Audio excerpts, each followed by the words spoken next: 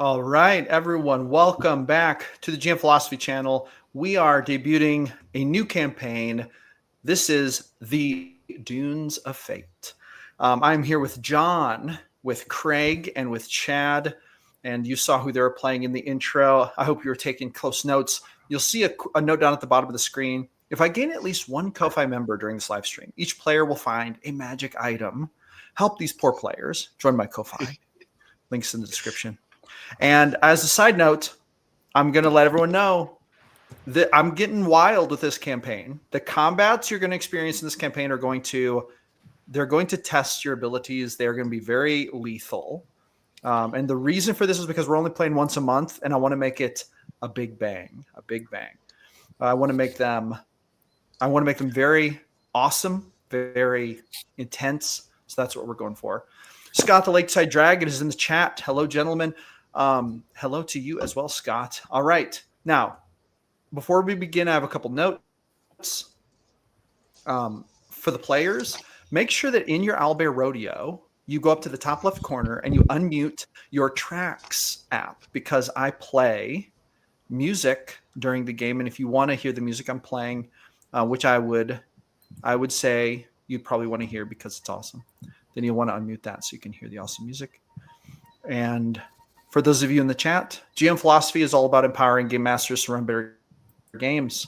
So if you would like to join awesome people like us on awesome adventures like this, join the Discord. Links in the description. And with that, we are going to begin our adventure. Now, as the players have heard, you have been traveling through the Bright Desert in Greyhawk for a period of roughly 10 days. Some of you were with the doctor a little longer than that. Some of you have not been with her quite as long. Like some of you joined her earlier than that. But you arrived at this campsite, and for the chat, I'm sorry, I don't have background notes for you yet, but by next session, I'll have background notes for you. Usually I drop background notes in the chat so that the chat can follow along. I don't have them quite ready yet. But you guys have spent 7 days with shovels in tow, shovels, pickaxes, digging through the dirt. The temperatures during the day going up to 120 degrees, at night plunging down to sometimes 45 degrees cold. It is a brutal desert. As you can see, you have some tents pitched, but those tents do very little to fend off the heat or the cold. Profit rolls in the chat. How's it going, Profit Roll? Lone Wolf and Rider. I'm hyped for you to be here as well, my friend. All right. And this morning, your guide, Oka, he happened to uncover the final shovel full of sand leading to the steps, which is in this area down here, revealing the entrance to the temple. Now, with that being said, once that was uncovered, the doctor called a quick meeting. And that is where we are going to begin our adventure, at the beginning of that meeting. Does anyone have any questions before we begin? Let's go. So Malik's the only one that's going to be surviving the adventure, so. What? Wait, what's that? Malik's the only one that's going to be surviving the adventures then, huh? It is possible. It is possible. He is the coward. Maybe. Did you all get a chance to read the background document, the prophecy and whatnot? All right. Yes. Mm-hmm. Avery's in the chat. Avery says, have a great session. Avery will be joining us next session. This campaign is actually going to have Waz and Avery playing in it, but they are not available tonight. They had already committed to a one-shot, so they are busy doing that. So tonight, I am actually afraid that these players are going to have to handle it on their own until reinforcements come. So anyway, with that being said, a meeting has been called, and all there is now is to attend the meeting and begin our story. All right. Now, the doctor, Dr. Morgan Estabul, gathers you all around, and she says, I told you it was here. I told you it was here, didn't I? She points right at Endel. Didn't I, Endel? Yes, you did. You did. And to your credit, we have found it. Yes. And now we must enter and we must retrieve the sand glass. That would be a device worth looking at for sure. Definitely. Do we have to go down there? Yes, we have to go down there. And if you're worried about Can't the ghost I stay up here? No. You were hired to be my guard, weren't you? Yeah, guard the camp. Well, you'll be pleased to know that the camp will be fine in our absence. But right now, what is really important is that we find the sand glass. Do you understand the importance of this? The historical significance of this? This would bring legitimacy to the forgotten prophecy of Vakar Zorka. Like, legitimize it. That's a big deal. She flips her auburn hair as she tells you, sand flying out of it. Besides, we're going to need everyone's talents. I'm sure even you have some. Oka would step forward, your guide, and he would say, Milady, what the halfling says, he calls you a halfling, Malik. He says, what the halfling says is I have a name. Untrue. What is your name? I've been with long enough to know. I forget what your name is. He takes off his glasses, which are tinted to prevent his eyes from succumbing to the sunlight. Very actually interesting devices.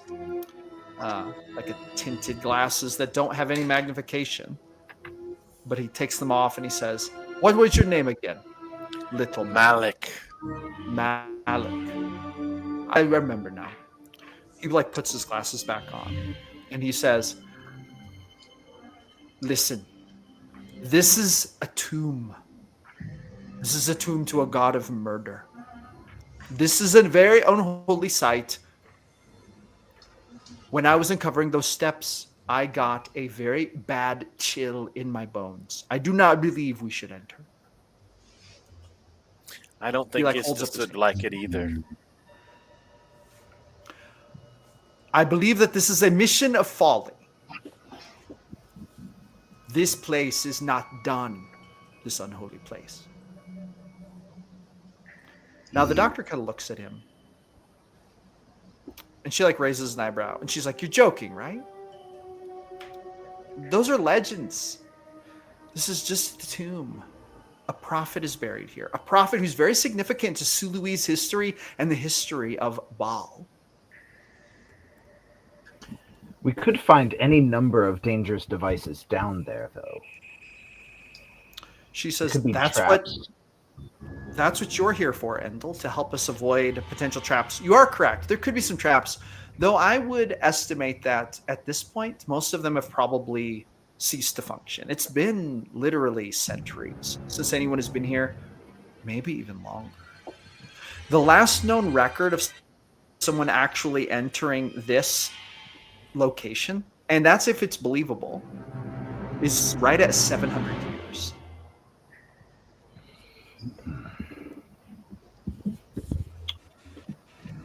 So, I don't have a mutiny on my hands, do I? She looks around. No, do you believe it? Do you believe someone was here 700 years ago? No, I actually placed the date further back, if we're being really honest. I placed the date further back closer to 1,200 years. All right, and what do the records show that the people found inside? 1,200 years ago, it was reported in one document that a caravan passed by here, and they stopped here because the stop was on their records, and they found no trace of it except for, and I quote, small stones peeking above the sand, which they took as an ill omen and they passed on. I believe that was the last legitimate account of someone actually stopping at this temple here in the desert. She looks around. As you all know very well, the Bright Desert, I mean, it's a desolate, lifeless landscape. It is, there aren't very many people who even come out here. Well, that's for sure. It's enough to cause some hallucinations. Nothing else. Oka would nod his head. He's like, hallucinations, yes. Madness will fall upon those who get lost in this desert. Make no mistake. That's why I should stay here. Oka looks at the professor and says, I agree with this little man. I agree with him. Staying here would be better. I did not realize what you were trying to uncover. The historical significance alone merits a look. Nothing else. The doctor is like, oh, absolutely. We didn't come all this way not to go in there. But if you don't come out, then who's going to tell everyone else? She walks up to you, Malik, and she puts a hand on your shoulder, and she's like, listen, I promise, nothing bad will happen. We'll have Endel go ahead. He'll check first. Traps. I've heard that before. She's like, this is our first expedition together.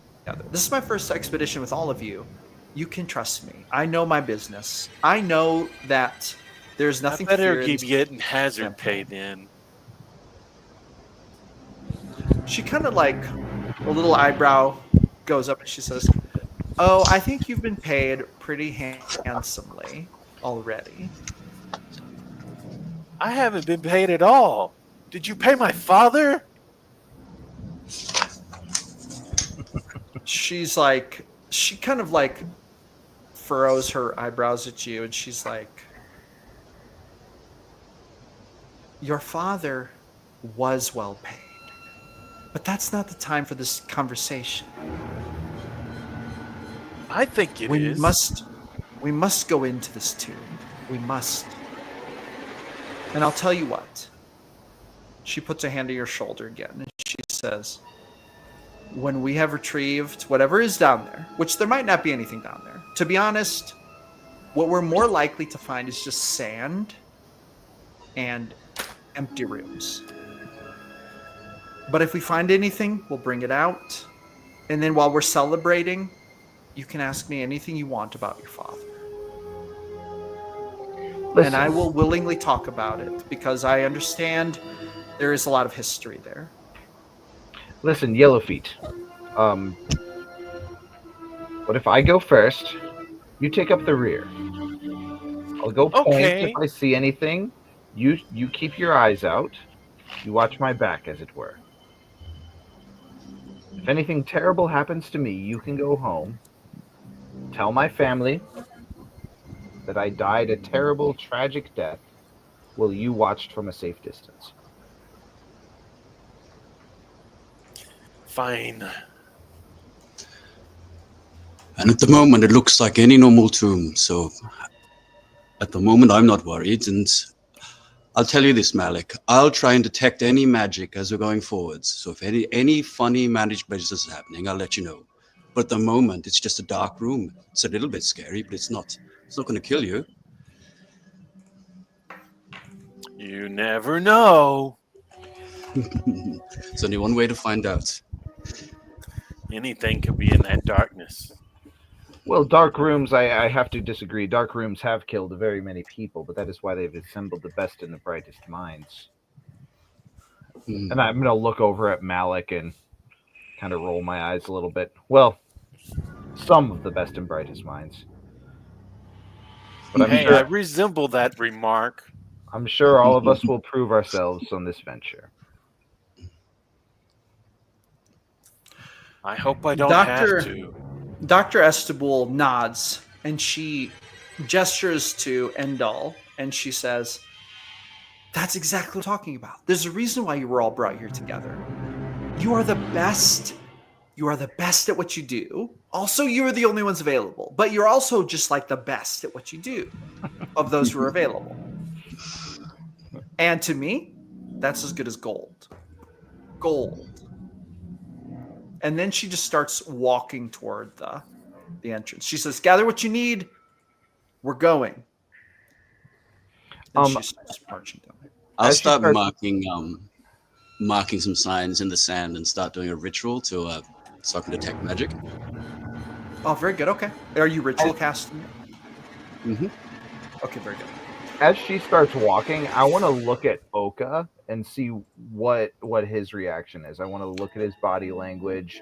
How scared is he actually? Or is this superstition, or is this something genuine? So he actually starts walking, and I would like you to roll me an insight check. He starts walking, and he looks very grumpy. He's got his walking stick. He actually leaves his backpack at the tents, so he has no backpack on him at the moment. Sure, insight's a 7. Oh, so he just looks very grumpy, and he's got his tinted glasses on, and he beyond that you're not quite sure what he's thinking, but let's just put it this way. He's usually kind of a cheerful fellow, but once he reported that he had uncovered the door, his whole demeanor had changed. Okay. As I pass by Malik here, I'm going to say, remember, watch my back. I'm counting on you, Yellowfeet. And then I'm going to keep on going. Okay. Now, at this point, Dr. Estable stops, and she kind of looks back to see who's going to go in first. She's like, okay, who should go first? I guess Endel will take a step forward. And she will. As Endel walks by Oka, Oka puts a hand on his shoulder. And then Oka's going to say, "Blessings to you, my brother. This is not a good place. If you're going to go in there, take a blessing from Lydia with you." And he gives you 6 temporary hit points, which will last for an hour. Yeah. You feel a little magic come from his fingers. And then he's going to tighten his grip on your shoulder, and he's going to say, "Remember, cursed. This place is forsaken. I know this. This is the place of my people." Well, everything's forsaken if nobody goes in. Are you going to lead the way inside? Endel is going to take out one of his scimitars and just kind of hold it kind of loosely at his side, almost as if he's ready for something to pounce out at any second. But before he steps down the stairs, he is going to look around at the stairs themselves, if there's any pressure plates. Are there walls, or is it just the stairs going straight down to that cave? So right now, it's just the stairs leading down through what looks like kind of sand and then broken kind of clay, which leads into rock. It's just stairs. It looks like at one point, this was all very much above ground. Okay. And so the stairs are leading down into basically a first level basement is what it looks like, and that's the entrance. So there's no walls, but there is a large wooden door, but the door is quite beat up. It looks like it could be forced open relatively easily. The years have taken its toll on it, and it's kind of just rickety and hanging there. It does have a lock, but you can see just from looking at it that the lock, with a little bang of something metal, would probably snap right off. Okay. I'm going to look around at the stairs, see if there's anything that would indicate maybe a pressure plate on any of those stones. You should roll me a perception check real quick. Do you have thieves' tools, and are you proficient with them? I don't have thieves' tools. I do have +4 on everything related to magic items, alchemical objects, or technological devices. Okay, you should add that. Are you proficient with thieves' tools, though? I am not. Okay. Then yes, go ahead and roll on your perception, and you should add that +4. Okay. And then, hey, Rice, can you move your character? Is he movable for you? I could before, but now I can't. Oh, try it now. See if it works now. Hey, there we go. Heck yeah! Finish All right. my ritual. Shabam. All That's right. an 18 perception. So you're checking the pressure plates, and after a pretty, what you would call a standard investigation, you find that there seems to be no traps, no pressure plates, no dangers in this part of the endeavor. Okay. When I Do get to the go ahead. do the stairs look just as weathered and broken down as the rest of it, or does it look like? Yes. No. More Yeah. maintained. These stairs look quite weathered and broken down. Yeah. The corners are all worn from years of sand just rubbing against them. The sand has really beat this place up, at least this top level. Mm-hmm. Okay. When I get to the door, I'm going to look for trip wires or anything at the door that would indicate a trap of any kind, or if it's just that rusted looking lock. Go ahead and roll another perception check as you investigate the door. Nat 20, so 25. Oh, nat 20. You find that there are no dangers here that you can tell. However, you do find an inscription. Okay. But you see that it's written in ancient Suluese. Okay. Which does your character do any of you speak ancient Suluese, which is actually a dead language? It's not even in the player's handbook. No. Definitely not. Whenever you uncover this, go ahead. Yeah, I would immediately alert Dr. Estable to that. Dr. Estable kind of steps forward very excitedly, and she looks at it, and she's like, "Oh my god!" And she would read it to you guys. In the end, even the Lord of Murder turned his face from us. Yet the flame still comes. The fire still hungers. We did not die. We waited. Step forward if you must, but know this. Time forgets none. Blood remembers all. What were those last 6 words? The last what? Oh, the last words? The last 6 words, yeah. Time forgets none. Blood remembers all.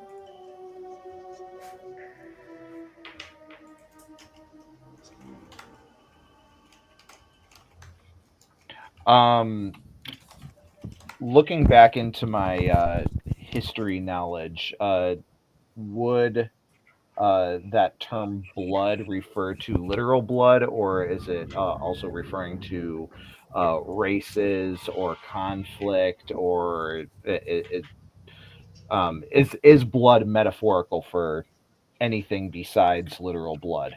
Roll a history check. Knowledge. 15. So you do not believe that blood is necessarily completely literal here. In your estimation, with what you know about this time in history and these people, and especially this religion, blood might be more apt to describe more like a, what would be the best way to describe this? So there's history in the blood of specific beings, and you think that that's what is referenced here. Like the Suluese word for blood there is sort of like, it's more like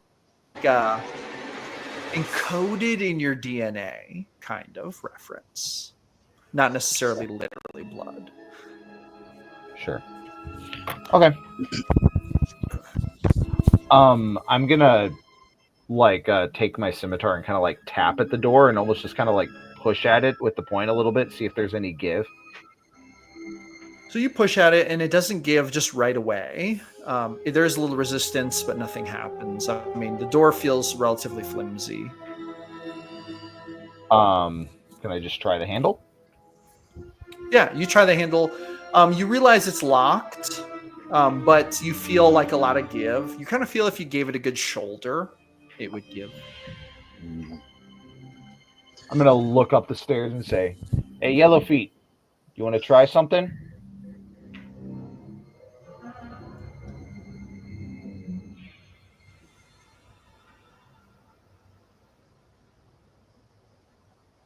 What is it? See if you can get that door open. All right. I've checked for traps. Seems safe. And you sure there's none? Yeah. You guys hear Oka muttering prayers to himself in Suluese.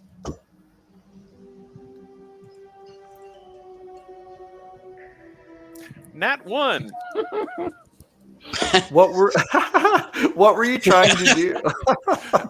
Open the lock. So you like kind of try to open the lock, but as you do so, you kind of like tip forward a little bit, and the door flings open, and Malik falls forward, literally. That would be a total face. of a 9, actually. And we're gonna move to the next scene since you've opened the door. Give me one moment to bring up the next scene here. I'm still getting the hang of Owlbear Rodeo. Whoop, that's not what we want.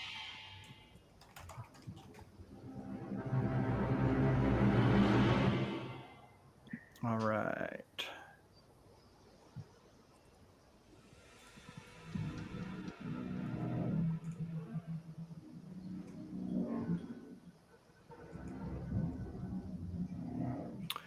Now, in this,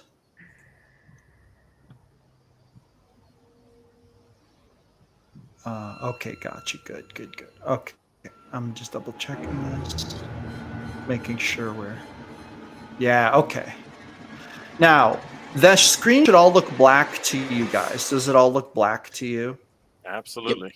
Yes. Good. Okay. Now, don't peek at YouTube, or you'll see you'll see what's really going on. But right now,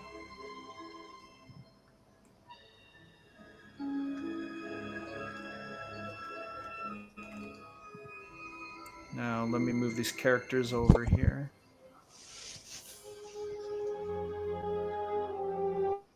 Do you guys see that staircase? Yes. Yes. Ooh. So that's where you all are, and that's where you've come out at. And then you can see a little bit more than that. Let me highlight the area. Okay, there.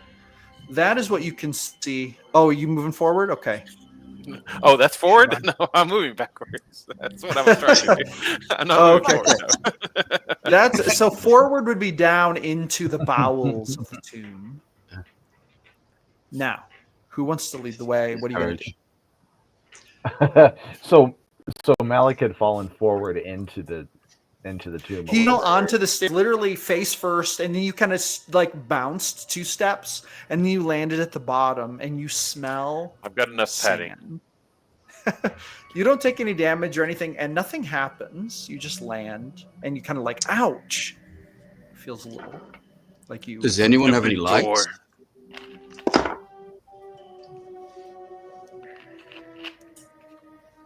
I have torches. I'm gonna kind of like go down a little bit. Is it completely dark? It is completely dark, with the exception of. Okay, I need all of you to roll me a perception check real quick.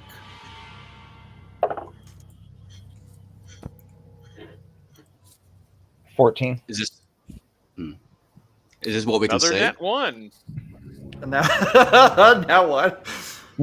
Malik, that makes sense because your face is still in the staircase. You're just like, oh, that makes sense. But someone rolled a 14, and then what did you roll, Rise? Is this what we can say? Is for or perception? Just in general. Yeah. I just want to know sure. if you notice something. 10. A 10? Okay. So Rice and Endel, you guys notice now when you come in at first, you don't think there's any light down here, but suddenly you see that there are torches aglow. You see that there are 2 torches on sconces on the wall glowing. Oh, that's not a good sign. So when exactly was the last time somebody was down here? I'm going to say over my shoulder to Dr. Estival. The doctor is like, okay, did those sconces were they on or did they come on when we came in? If they come on when we came in, it might be just like an enchantment, a simple enchantment. When you open the door, the lights come on. Can I just start walking towards them? Yeah, for sure. So Go ahead and move your character. I want to see if they're magical.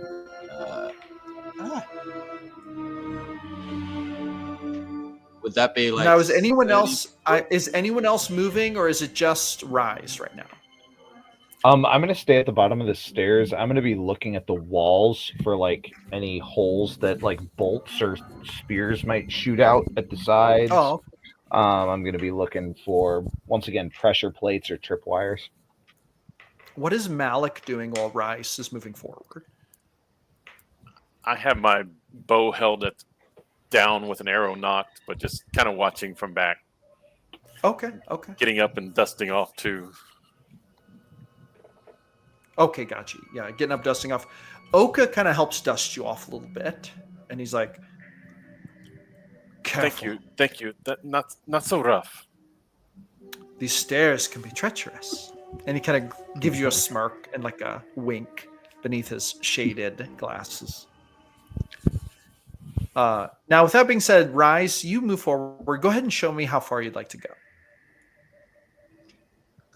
I'm just gonna keep walking to see the torches until someone tells me not to. So I'll go back there, and I want to, see if I get a sense that they're magical, or if I can tell anything about them. You look at them; they're glowing with a light that would suggest you should roll me a quick Arcana check. Mm-hmm.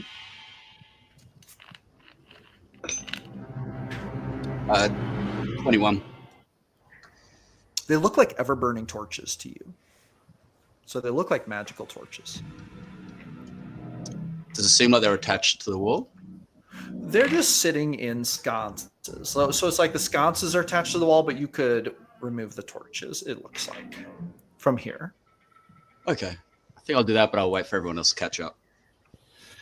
All right. Wouldn't mind checking. Now the doctor would move forward. She would say, Rise, what do you see? Some torches. I think these could come in handy. Oka from behind you says, This is very bad. This is very bad. We already see torches burning when they should have long gone out. I do not like this. Doctor, we should leave. And then she says, Oka, what has happened to your nerve? Are you the same Oka who was so brave in the laboratory?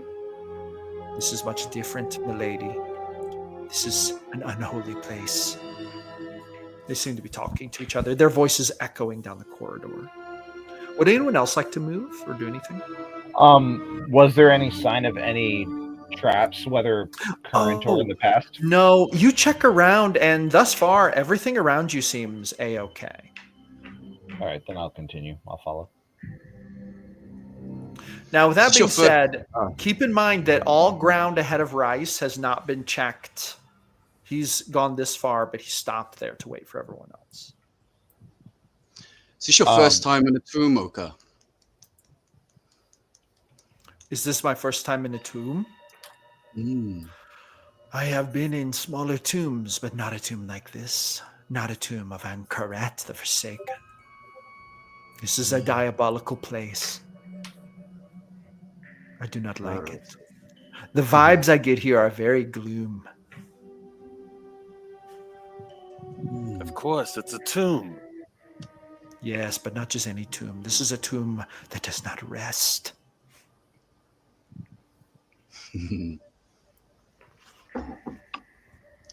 Well, I mean, a torch that's still burning is hardly something rare or cursed.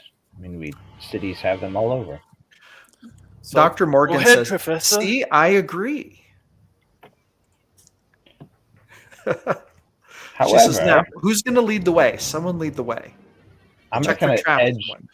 edge forward, and as I kind of approach that, I am going to look at the sconces in particular. Does it look like the sconces would be set up to any sort of device that might trigger something, like the sconces themselves? No. Like either they're bolted to the wall, might those bolts carry into some sort of That's actually a good question. Rise, if I remember correctly, and I just remembered this, and I'm glad I did. You ritual casted detect magic, correct? You detect that the sconces and the torches glow with a magic aura.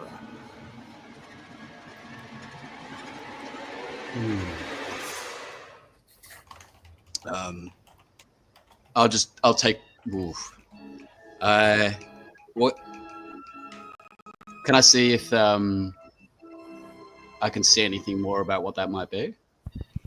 You would, if you focus on it for a moment, you would detect that they're glowing with the school of evocation. Okay. Evocation magic. I'll take one of the torches out of the brazier. When you reach up and grab one of the torches, suddenly, flame just comes out of nowhere, engulfing the 6 squares closest to the sconces. Both Endel and Rise must make a dexterity saving throw to avoid the flames. You have triggered what seems to be a magical trap.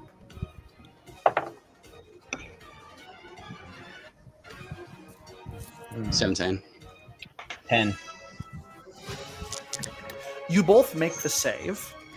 10 is the DC. You both take 10 points of damage, which is half damage, as you roll out of the way and avoid the flames. However, at the end of the roll, you look down in your hand and you realize that you still have the sconce or the torch in your hand. You're able to retrieve it, and apparently you sprung a trap while doing so. Sorry about that, Endo. Well, we do need I'll hear you in a minute. Don't worry. Could I see where the flames came out at? It came from the sconce.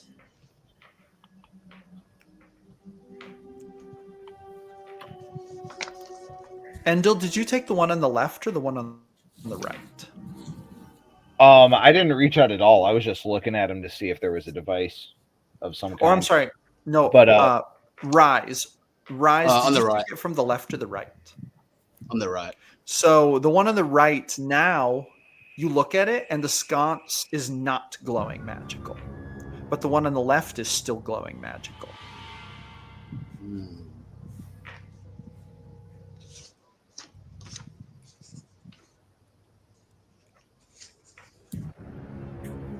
And Endil, you realize as you're looking at what just happened, I mean, flames hit you, you got some burns on you. You suddenly realize, my God, I was looking at those sconces. I checked for everything, but they were magical in nature. It's a magical trap, which leads you to realize that some of this temple was obviously protected by magical means.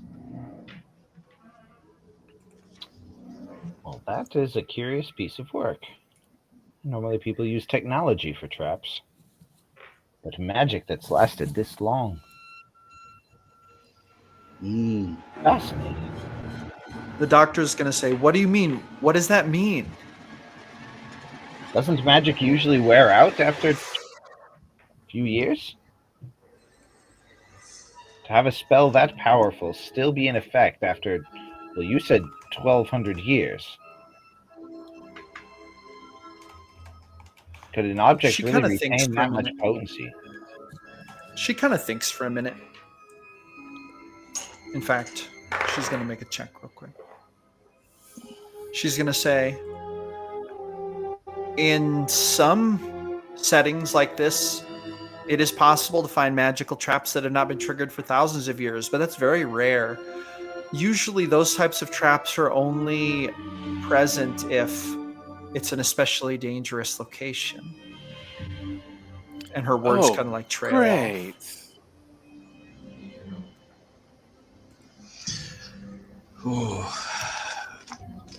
Oka steps forward to the two of you. He actually walks past Endel and he walks up to Rise and he would say, my friend, take this, a gift from Lydia. And he heals you for 4 points. He like touches you and gives you 4 points of healing. Cool. I think you're right, Oka. I thought you were being a bit sensitive, but this isn't like any tomb I've been in. And I've been in quite a few tombs. This, if we are not careful, this shall become our tomb. He kind of looks at the doctor. We should leave. This is not a place for us. The doctor's like, come on, Oka. We've come this far. I agree. We should leave. She's like, not you two. You were hired to be here. You're not even a volunteer like Oka is. But I'm Oka's not like, stupid either. It's Charlie tried to kill us. Oka's going to say, the little man is correct. We should leave. It's Malik. It's Malik. Malik is correct. He just like says it. And then she would say, so what is it, Oka? Are you going to leave? Because I'm not leaving. If I have to go ahead by myself, I'm doing it. Oka's going to say, I would never leave you by yourself. You know this. Do not make us do this. This is a cursed place. And then she would say, Oka, we're going to get what we came here for. It'll change everything. All of our research. Oka just sighs. Anyway, what are you guys going to do? I'm going to shout back up the tunnel where Malik is and be like, Yellowfeet, we turn back every time something gets difficult. We never accomplish anything. But you live. No thanks to you. I thought you were going to be checking for traps. You went ahead. It's hard not to stand ahead of you. It's the difference between existing and living, Yellowfeet. You're just existing. Come on. Now, let's go Rise. live. Hey, Rise, as they're talking, you suddenly catch sight of something. You know, you're standing still where the sconces were. And right at the edge of your vision, right up here, you see that the floor is glowing with a strange magical aura. It's glowing with illusion magic. Oh, yay.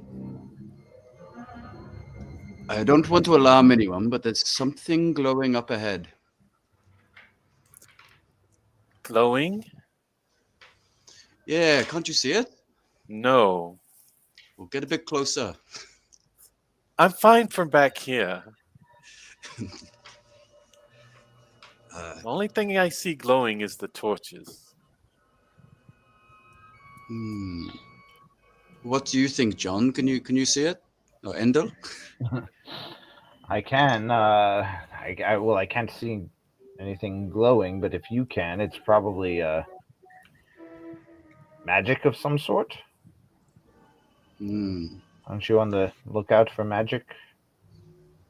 It would appear, Rise, that what you're seeing seems to be a magical aura emanating from the floor, like the stones themselves are magical. And you've been looking at it long enough that you can detect it's from the illusion school. Yeah, just checking if anyone's got better eyesight than me. But I'm gonna look at it physically and see if up to the point where the torchlight is hitting, see if there's anything physically different about the stones. How close are you going to get? Show me how close you're going to get. I'm gonna come. Let's see. I'll come up to the top of the stairs. I'll kind of like put my left foot down on the stairs. I still have the scimitar in my right hand, and I'm gonna, put my hand on the hilt of the other scimitar. Do you have a torch, or do you not, or do you have low light vision? Yeah, I have dark vision. Oh, okay. So you do detect. And did I ask you to roll a perception check? You should roll a perception check.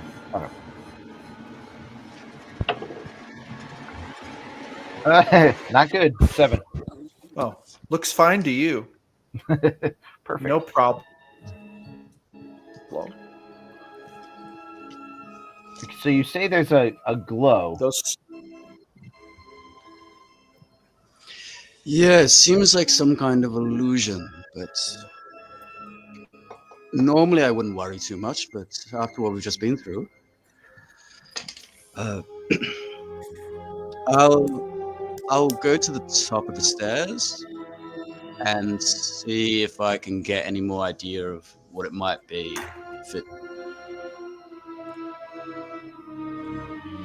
And my detect magic goes for 10 minutes, so I kind of think we might be getting close to 10 minutes. Probably so, a little close, down here. But you still have it for now. Yeah.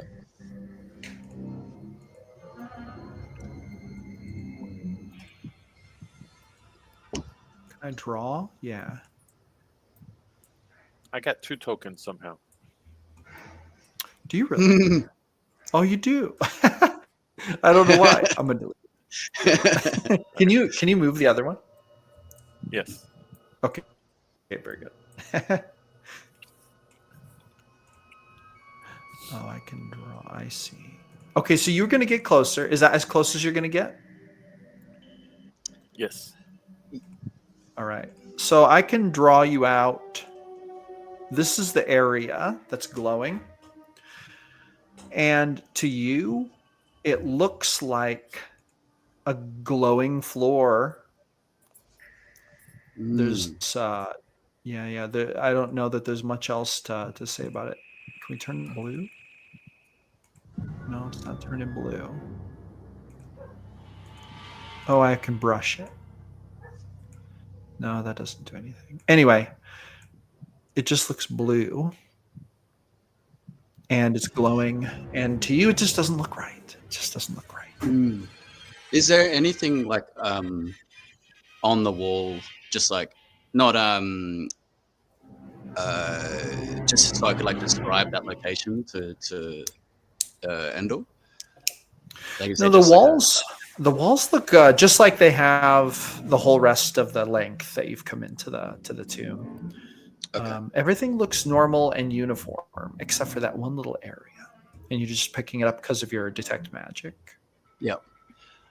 So what I was going to do is talk to Endor and go, I think maybe if you could just throw something about 20 foot ahead to see what's going on with that patch. I don't trust it. Okay. What do you think? I think if he points that out, I will take one of my daggers and toss it over at that square that he's indicated. Yeah. Go ahead and roll just roll a quick attack roll with a DC of 8. Just make sure you can hit that. Yep. Okay. So when you throw your dagger at it, the dagger just disappears into it. Falls right through the floor. And then you hear a little clatter about 12 foot below.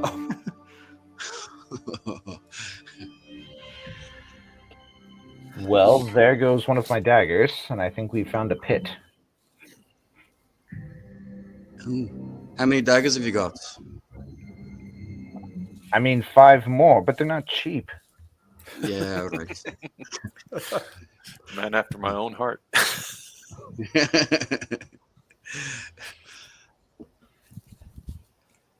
Well, do you want to go down there and get it?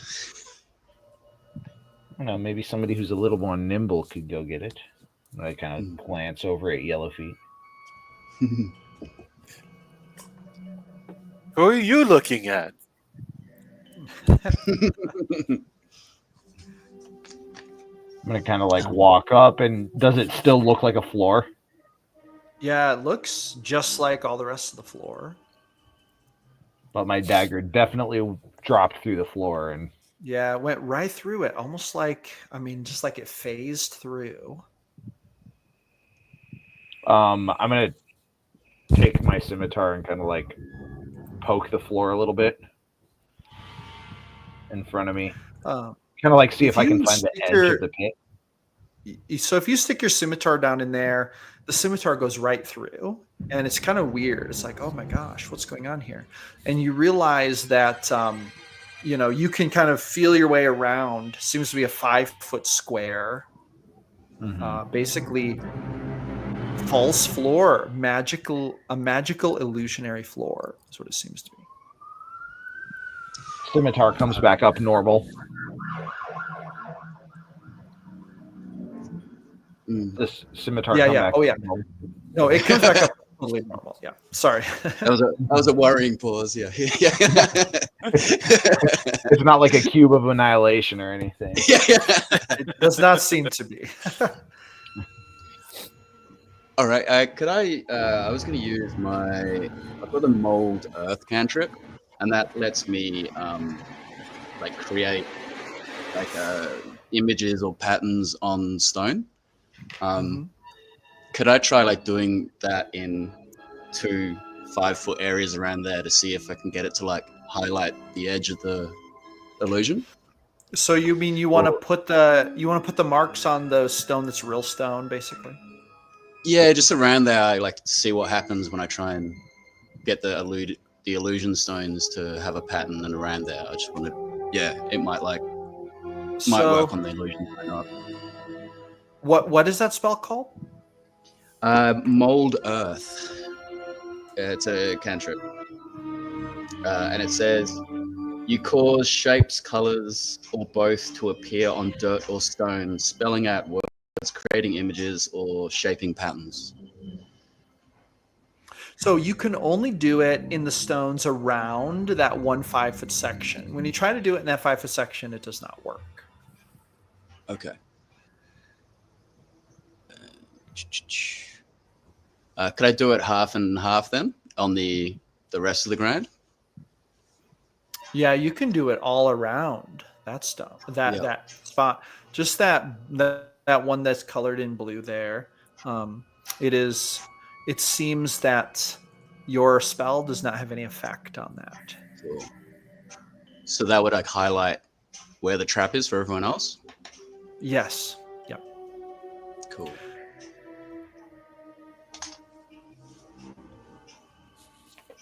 Don't suppose you have anything that could get my dagger back.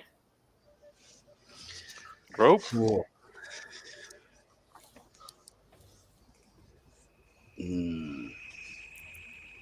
Depends how much you want it. Oka is like, I could lower you down there with my staff. You could hold on, but I would not recommend passing beneath the ground in such a place.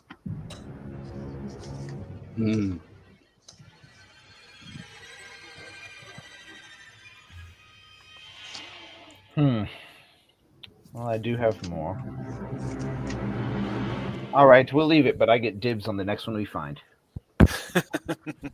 Oka would hold his hands up and say, dibs granted.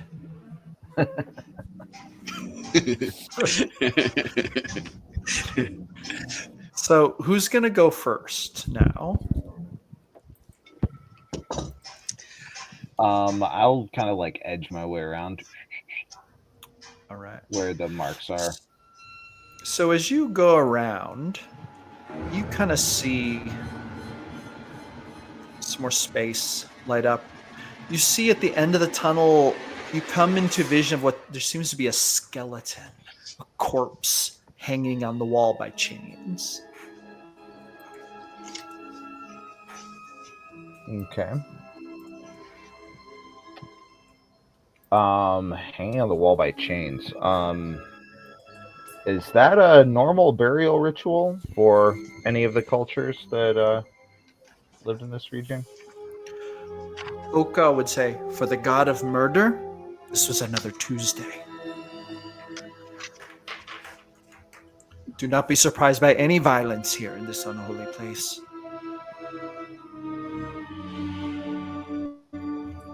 The doctor would kind of call out, yes, corpses and the like are probably to be expected. I mean, Baal was the god of murder and still is, depending on who you ask.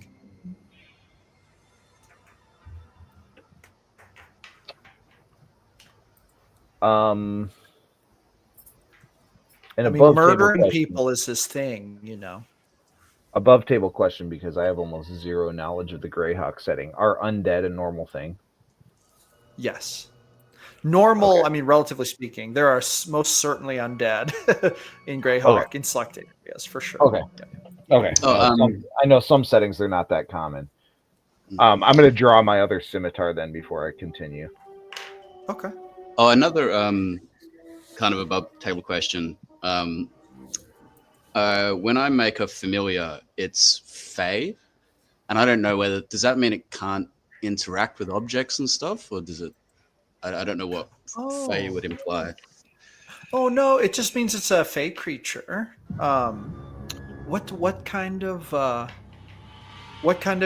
familiar do you have? Oh well, I can use one of my wild shape charges to make a familiar for an hour.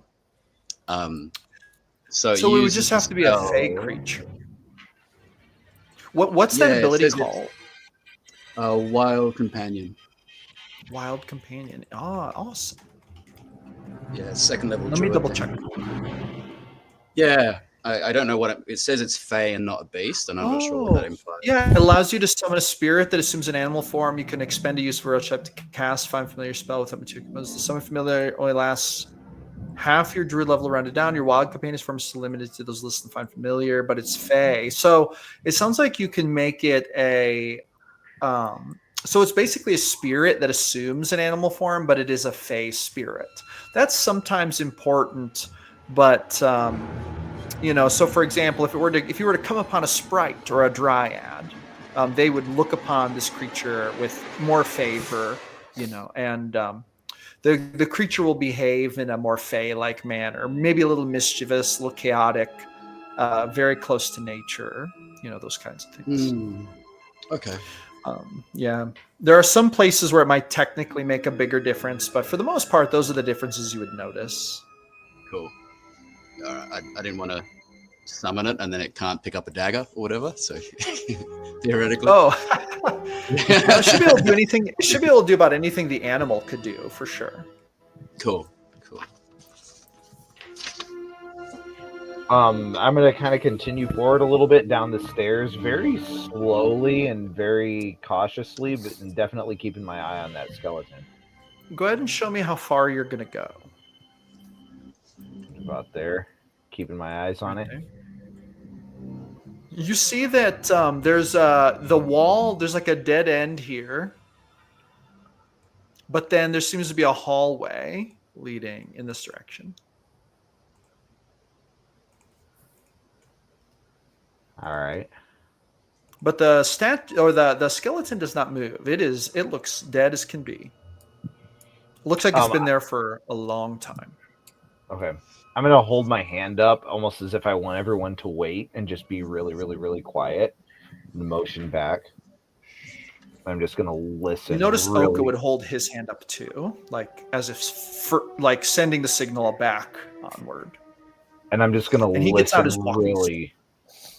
really intently, I'm going to edge forward just up to like here and just be listening around to that tunnel. So when you come up to there, you hear nothing, but you do see another doorway.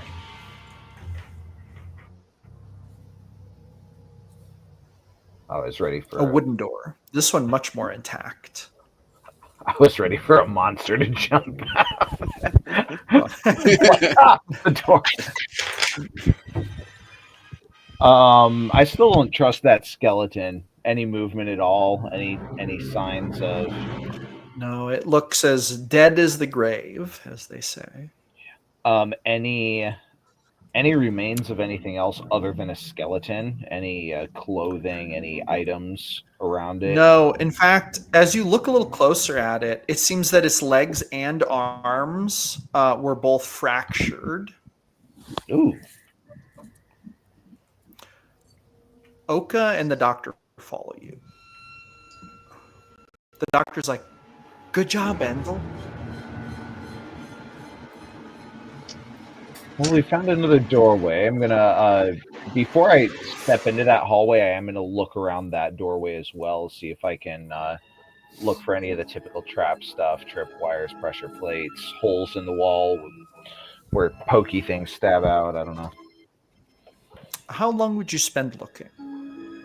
I would give a pretty thorough search. I would definitely check all around the floor, walls, door handle, ceiling, everything. So I guess probably it's solid 45 seconds to a minute. So go ahead and roll a perception check.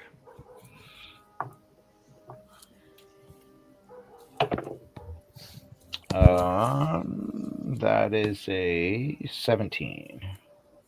So you examining the door, to the best of your knowledge, you see that there are no traps. Okay, now there had been an inscription on a door before, so I'm going to look at the door itself for any more text or iconography.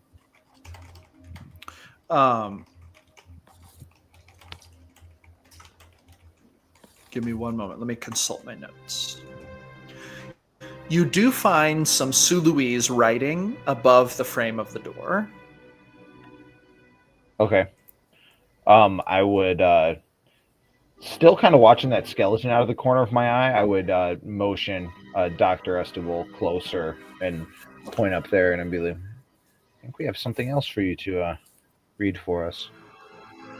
She's going to walk up to it. She's going to kind of fix her glasses a little bit, and she's going to say, "It's so dark in here, I cannot see a thing." And then she's going to hold up her hand and do a bit of magic, and at the end of her walking stick, she's going to cast light. And she's going to shine a light on the door. And she's going to read it, and she's going to say, "The sands swallowed our bodies, but time could not bury our purpose."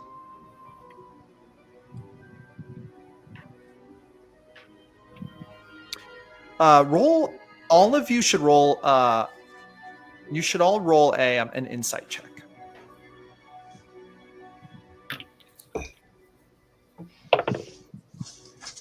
Oh man, 7.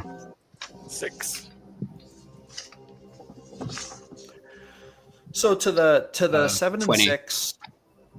Oh, to those who rolled the 7 and 6, she sounds kind of curious. Now, Rice, you rolled a 20. Mm-hmm. Was that you? You detect a little fear in the doctor's voice when she reads that inscription a little bit. And then she's going to kind of step back. She's going to say, "Well, Endel, can you get it open for us? I'll let you do your work." She kind of seems to kind of pick herself up, and she kind of skips over it. Rice, you notice that she like buries that little bit of fear and just keeps on without mentioning it. Does the handle look normal? It does, and in fact, this door does not look locked. All right, I'm just gonna reach forward and turn the handle or whatever it is, and just kind of like push a little bit. When you turn the handle, there's a loud creaking sound, and the door would swing open. revealing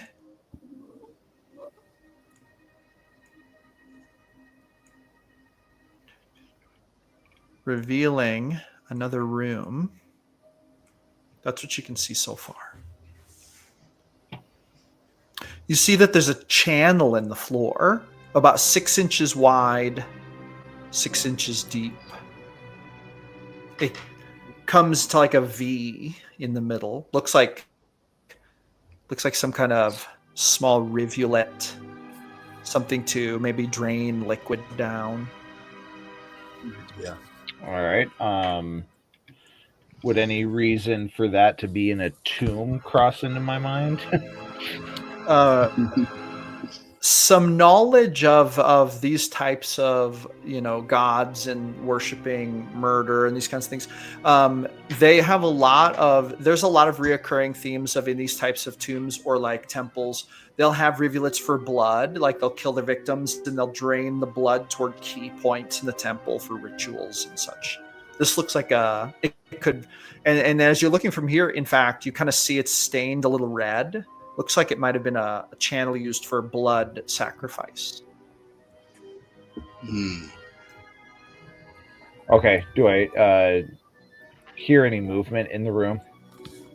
No, you do not hear any movement. It sounds as silent as the grave. I am going to hold my hand for people to wait, and then I'm going to step through the doorway to about here. And then just hang on, Endo. Look around the room a little bit more. Hang on, I'm gonna quickly try and get your dagger back for you. So I'm going to use one of my wild shape charges to make a familiar. Okay. I was gonna make an owl, and yeah, I think for me those familiars, they're not really something I have an attachment to. They're kind of disposable. But I was going to try and send the owl down the pit and see if he can pick up the shiny thing. Would you like to describe what it looks like when you summon the owl? Like any particular magical flair? Yeah. So what I do is I've got like a whole bunch of necklaces, like some with stones, some with bones, some with feathers, that kind of thing. And so I pull off one of the necklaces that are all like leather thongs on them, and then I score my hand with it, and then grab my staff and hit my staff on the ground, and then magic comes out around the ground, and it's always like a blue and kind of like a blue flame, and then from the top of the staff, a owl would start forming. Yeah, and they're kind of translucent, light blue, and with symbols on them in Druidic. So the owl would appear and would give like a shriek, and then it would kind of turn to you, and as you know from summoning these things, they always take on kind of a life of their own, and each one is always a little bit different. But this one seems to kind of look at you, and it kind of beholds you with a sort of like what I would say anxious curiosity as it awaits your order. Thank you, Owl Spirit, for giving me your time. At the moment, I just want you to go down and pick up a shiny thing down here if you can. And I put my staff through the floor to kind of show it where I want it to fly. Are you able to do you have like a telepathic bond with your familiars? It would be a normal find familiar relationship, which is obeys my command and telepathic within 100 feet. Okay. So you would detect that the creature would basically telepathically say to you, "That's it," Psst. And then you'd see it disappear under the floor, and then it would appear like And like 5 seconds later, with a dagger in his feet, and it's having to, flap its wings a little harder, but then it would fly over to you and let go of the dagger. And then it would kind of flutter around for a sec before kind of settling on your shoulder in kind of clumsy manner. It kind of almost falls off one side. And then it's going to telepathically say, we should really do this more often. It's kind of like the vibe you get from it. It's like, you haven't summoned me for like several days is kind of the vibe. Those aren't the exact words, but that's like the vibe that you're getting. Cool. Well, we've got lots of fun in store, so come along with me. And and I'll start walking and bringing the owl along with me so it can have some things to see and go on a little adventure with me. It's also gonna say to you, there were spikes in that pit, sharp spikes. It's a good thing you didn't step in it. Thanks, Owl. Always looking out for me. It's gonna just kind of chirp, and it's not gonna answer. All right, so who's doing what now? All right. If I have my dagger back, I'm going to hold that in my right hand and kind of twirl it around like I'm holding it loosely, like ready to throw it. Scimitar in the left hand, and I'm going to kind of step into the room a little bit and look around a little bit more. Okay, so when you step in, 5, 10, 15, 20, okay, so if you step in, you have dark vision, so you're seeing the whole room, really. Here's what you see in the room. You see that there are 2 what look like stone tables with basically mummies laying on them. And you see that each of the mummies is cradling a scimitar. So you see that there's a weapon rack on the far side of the room. You also see that there's a little inlet down in here, but you haven't walked far enough into the room to see what's back there. Okay. Do I see anything that looks like a trigger of some kind anywhere in the room? Any sort of like a glowing line? You don't keep see on saying pressure glowing. plates. Okay. Yeah. You don't see anything glowing. Okay. Do you see the ritual kind of looking circle on the floor? There is a big something there. Yeah, for sure. Okay. I think I'm going to step a little bit farther into here. So when you step into there, you actually see that there's a chest down here. And now you see the full rim. There's also a little inlet over here, but you see the full rim now.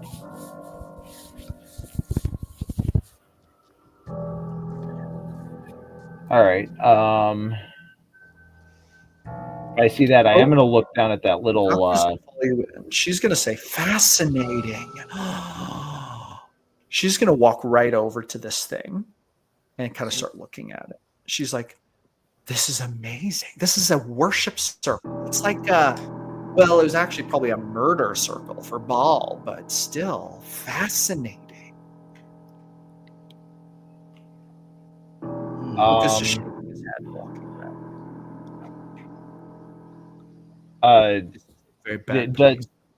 Do I see a look of recognition in her eyes, or is it just wow, this is cool, or is it yeah, it's like this is cool. She's excited, and and you've known her long enough to know that like interesting archaeological finds will really excite her. So she actually pulls out like a notebook and she starts sketching it. Okay. I'm gonna call back, Yellow Feet. You've got my back, right? I'm going to start walking over toward this, toward what looks like the mummy over here. Could I, what would I think, with the doctor going forwards, did it look like she was confident that it was going to be safe, or was she just kind of running forwards a bit reckless? You got the sense that for a moment she forgot there might be danger because she saw something interesting. Cool. That's kind of what you get the sense of. I'm going to pull a dagger and stab the skeleton in the eye just to double check, make sure. Oh, this one in here? Yes. So you stab it through the eye, and the whole skeleton kind of shakes a little bit, and one arm just kind of comes loose, like the fractured bone finally gives way, and the hand stays in the shackle, but the rest of it just falls down. But you kind of see the whole skull kind of tilt up for a minute, as if making eye contact with you before it just falls down again. It's a little bit I kind of jump back. It's like a scene out of the Goonies. Oh man. Oh. I'm looking at this mummy thing. Any movement yet as I step forward? No, it looks ancient. It looks like it's been wrapped up there for literally 1,000 years. Are you gonna like touch it? I'm gonna step right up to the foot of the table there and just really look at it. See if there's any writing that I do recognize, or if it's still all in Suluese. I'm gonna look at weaponry, see if I can discern kind of. You mentioned scimitars. See if there's anything else on it that would indicate, was this a priest? Was this a sacrifice? Was this some sort of tomb guardian that's going to pop to life if there's we touch actually something? There's a plaque at the foot of that table, but it's in ancient Suluese. Okay.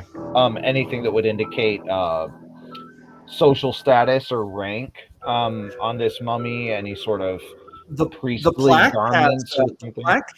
The plaque has 2 sides on it. Okay. Like engraved on it. Like, if that tells you anything.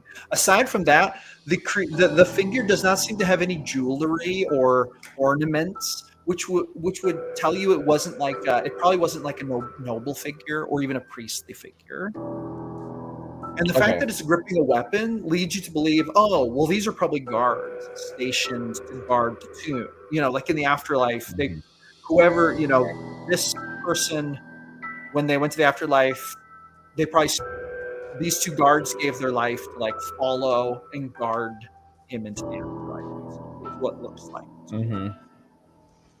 I'm gonna kind of like tap the plaque a little bit and say, "Doctor, what does this one say?" So the doctor would walk over there, and then she would look really close. She would say, "We were the unseen blades, the silent executioners, the hands of prophecy. We bled for a God who would not listen. We died for a world that would not remember. But death is not the end, only a waiting." And when she reads that, suddenly you see movement. Dust poofs up from the corpse. And then suddenly the table kind of starts to shake. And then you hear this sound. It sounds like a... And the creature begins to stir. And so does the other one. You hear them both begin to stir. Is that the wall of the rim on the north? Sorry? Is that the what now? Like the north and like where the shadow ends. Is that actually like the wall? Yes, that's the wall. Yeah. Yeah. Cool. Just checking. As soon as it suddenly starts, these things they start to like they like the scimitars come out and they like start to look around and they like leap up onto their feet. There are these 2 mummy assassin dudes. And this leads into initiative. Everyone roll initiative.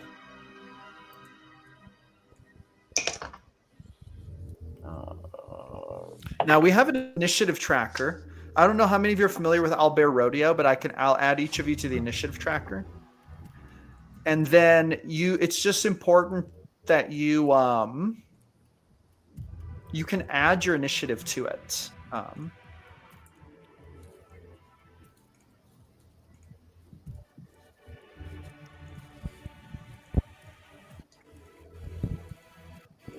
Is that ever? No, we're missing Yellowfoot.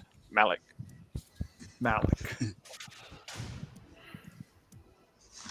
All right. So now that initiative, you can add your initiative that you roll. Oh my goodness.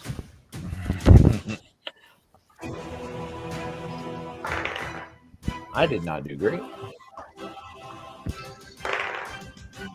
Oh my.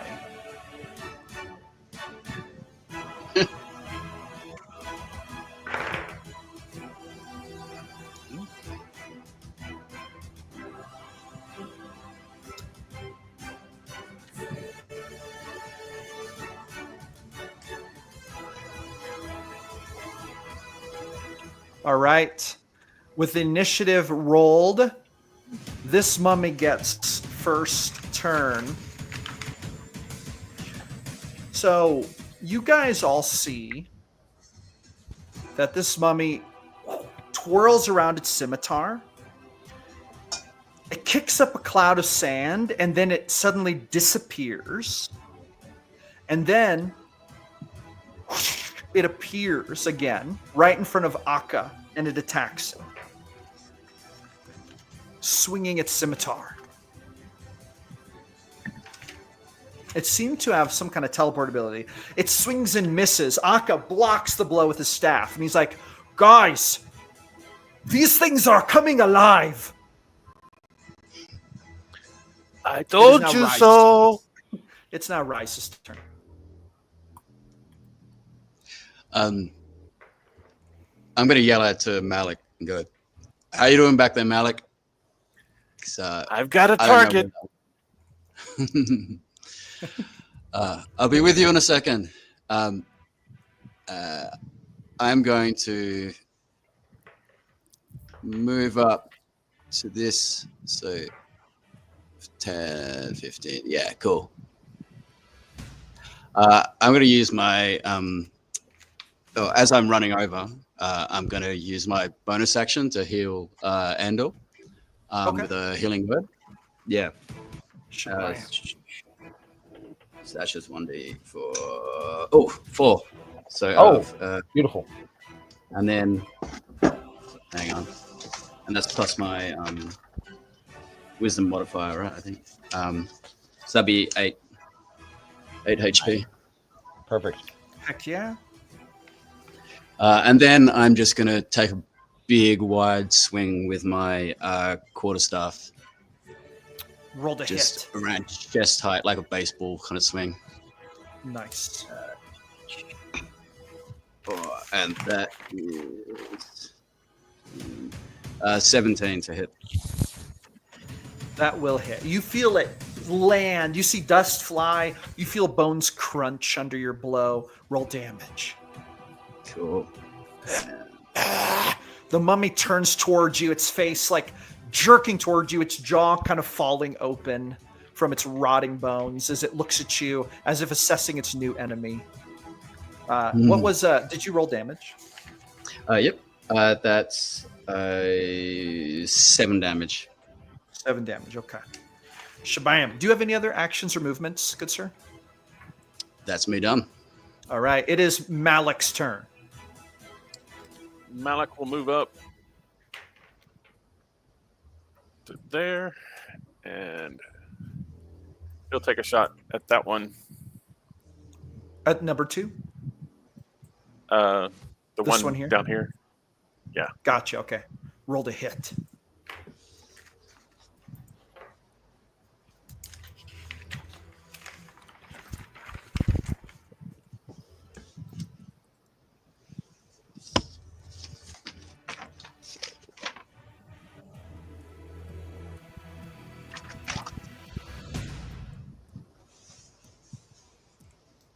Uh, 14. 14 will hit. The arrow strikes true, slamming into the creature's chest.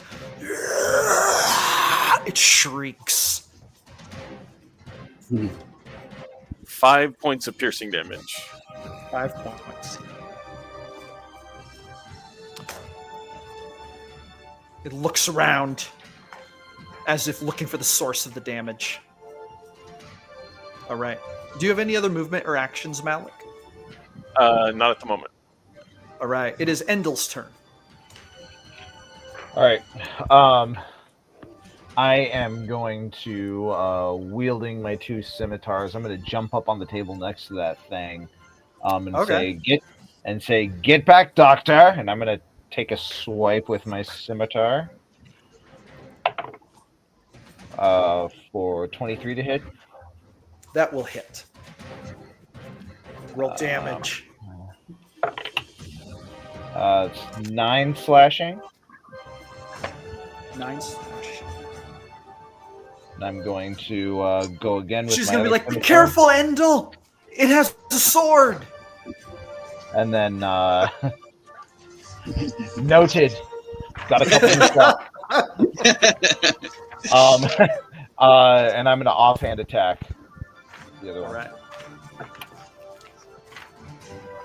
Alright. That's only a 9, sorry. A 9. Okay, so when you swing at it, and so that's a miss. You miss it. And then it takes a reaction called Paralyzing Death Grip. When an enemy within 5 feet misses a melee attack against the Death Stalker, it can lash out with unnatural speed.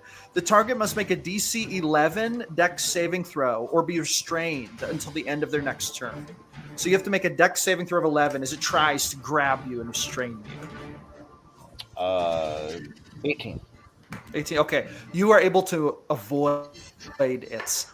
But you see, it's almost like a blur of motion as it tries to grab you, and it's only through your sheer skill that you're able to avoid its attack.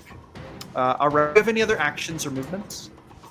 No, that's gonna be it. I'm gonna see if I can. I'm gonna try to like get between it and the doctor.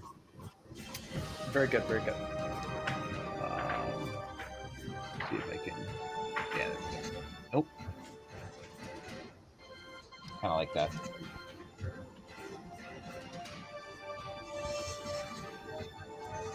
But that's it. So the doctor is going to actually.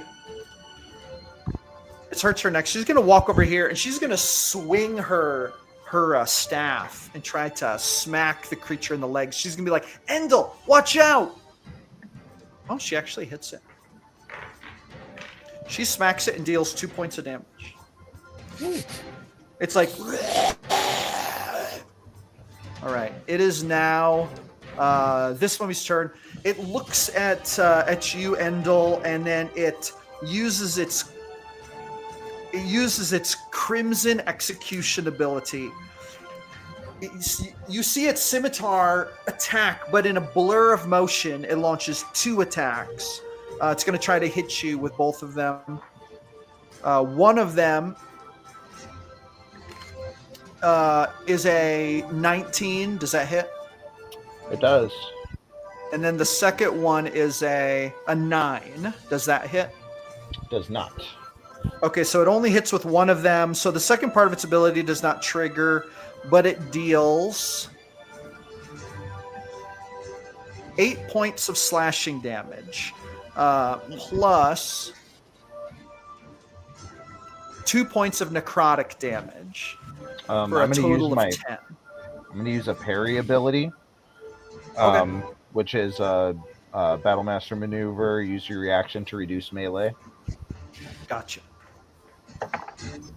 So I reduce that melee damage by 11. Oh, very good. Okay, so you didn't take any of it then.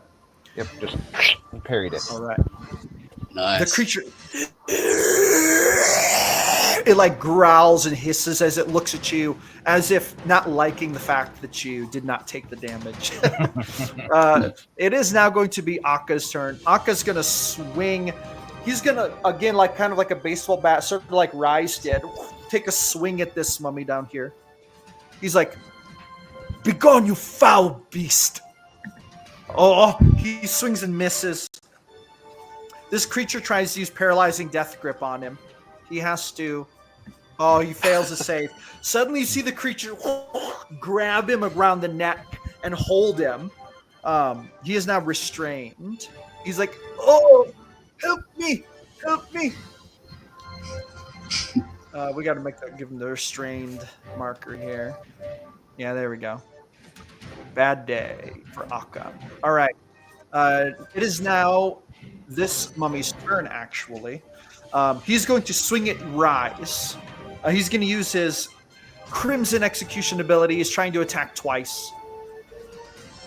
His first roll lands at a 14. Does that hit? Yep.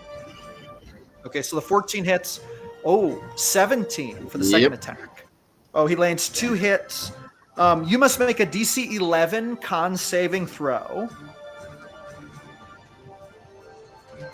Yep. Or be stunned until the end of his next turn. And if you do get stunned, he gets 1 additional attack. 14, 16, yeah.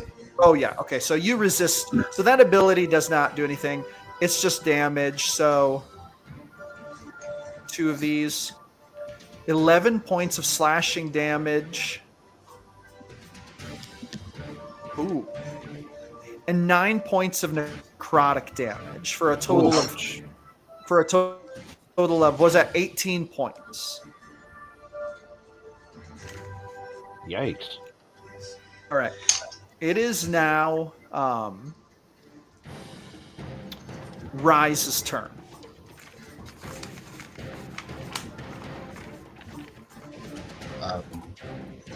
So when he's restraining Arca, how's that restrain work? How's he?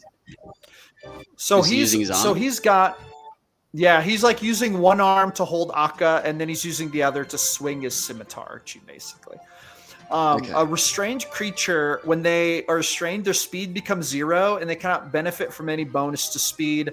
And attack rolls against them have advantage, and their attack rolls have disadvantage.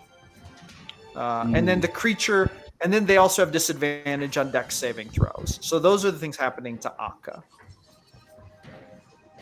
Yep.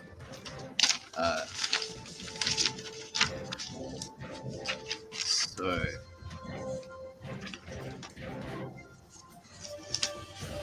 Second. Okay. So I'm going to call down a spirit totem. I'm gonna, yes. So how would I do that? Yeah. So I'm gonna go, bear spirit, I call on your aid, and I'm going to rip one of those things off my neck, like one of the focus things, and this time it's going to be like some fur wrapped around obsidian. And I'm going to throw it in the middle of the sacrifice circle. So that's where the bear spirit would appear, in the middle of the circle. Yeah, cool. And so what that does is similar to the way I summoned the owl. There's going to be like some runes appear on the floor, and then this bear is just going to emerge out of that. And then it'll roar, and I'll do its things in a second. But then when that happens, I'm gonna roar as well, and I'm gonna ball up my fist that's not holding the quarterstaff, and just go to punch the mummy in the chest. But I'm really just using that as like the somatic thing to cast Thunderwave. So I'm going to cast Thunderwave on that mummy and roar and just try and like get it the hell away from us.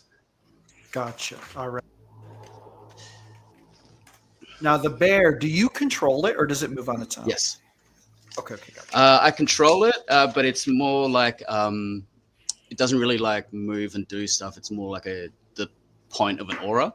So it's kind of like it has effects around that area. It doesn't attack or anything. But what it does is when I call it in,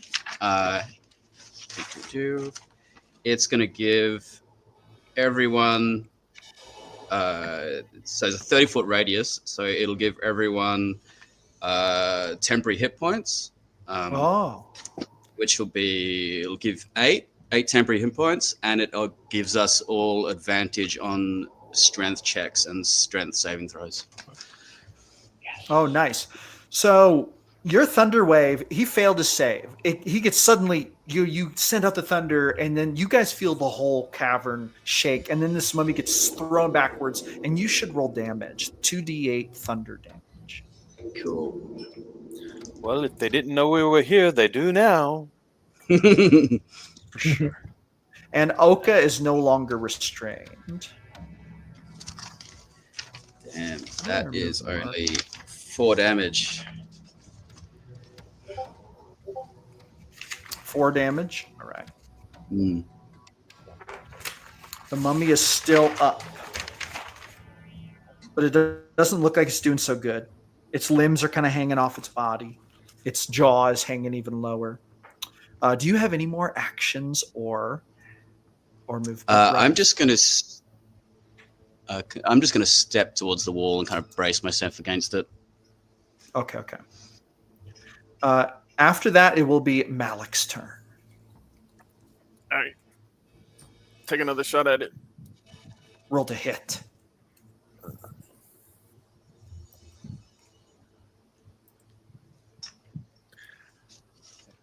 That is a 24. Well, that'll hit. Roll damage.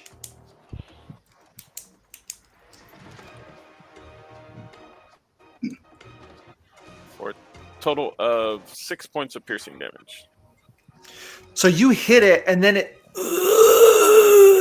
kind of like growls, and then you see it just crumble into dust and literally fall to the ground.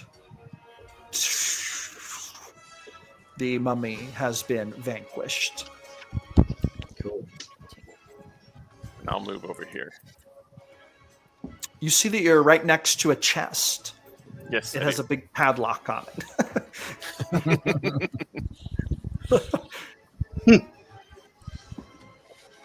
it. Do you have any more actions or movements you'd like to take? Nope, that's EOT for me. All right. It is going to be Endel's turn. All right. I'm going to take another swipe at the scimitar. Roll to hit. All right, then, Ugly. Let's do this. He's like growling. I'm going to assume an 8 misses. An 8 does miss. I'm going to use my offhand attack. How about a 14? A 14 will hit. All right. I'm going to use a distracting strike to pump in another D8 of damage and give Dr. Estable. It will give Dr. Estable advantage on her next attack as well. Okay. So it's going to be a total of 8 slashing damage and then advantage for Dr. Estable. So you slash it. What part of the body do you swing at? I'm assuming the legs, because you're Yeah. I'm a shorty. I'm going for his his right. So this is my offhand. So I'm going for his right knee, trying to take out his knee. So your blow lands so clean that both legs, you slice right through them, and then the body just falls down onto the stubs, and then it looks up at you with this shocked look on its face. Right before Dr. Estable clobbers its head, and the head actually comes off and goes flying and slams into the wall, and then the whole thing crumbles apart. Nice. All right. And that takes us out of combat. I want to search the chests for traps if I can. Yeah, roll a perception check. That would be a 14. All right. Do you have thieves' tools, or are you proficient with thieves' tools? Absolutely. If you have thieves' tools and you're proficient with them, you should also add your dexterity modifier if you didn't already, and you should add your proficiency bonus. Yes, I already did. Oh, okay, very good. You detect no traps. All right. I will pull out my short sword and use it to see if I can open the lid.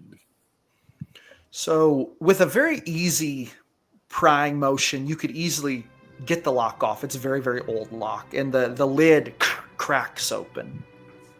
You hear a whoosh of air, and you smell what smells like cedar and incense come from inside the chest.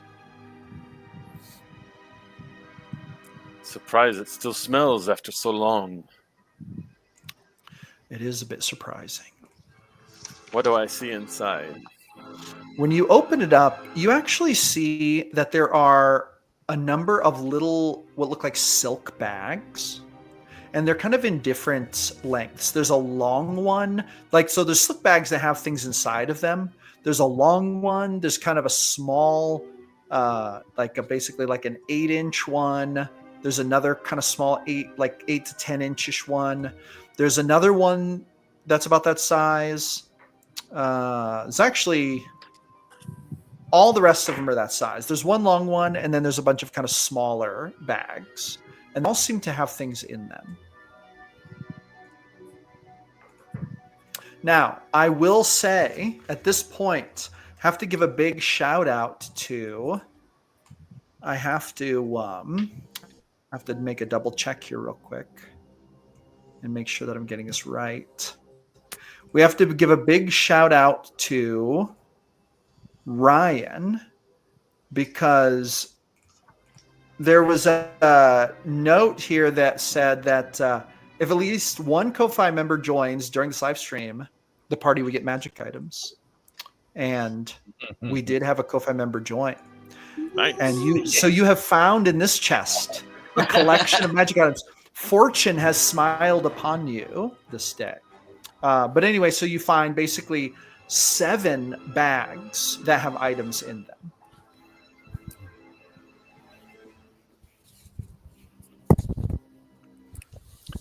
All right. So the first bag is long. The other bags are kind of more compact. So you can just I'll take the long one and look at it first. All right.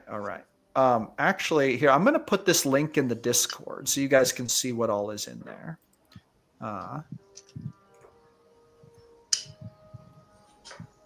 But the long one here, I'll describe it to you here in a second.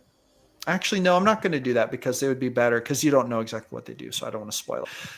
You find a scimitar in the long bag, a curved blade forged from blackened bronze, its hilt encrusted with grains of ever-shifting sand.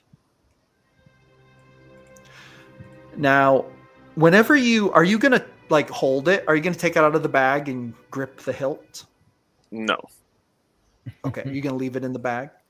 Yeah, I'll say, Professor, I think this might be for you. What are you talking about? I can't believe there were mummies in here.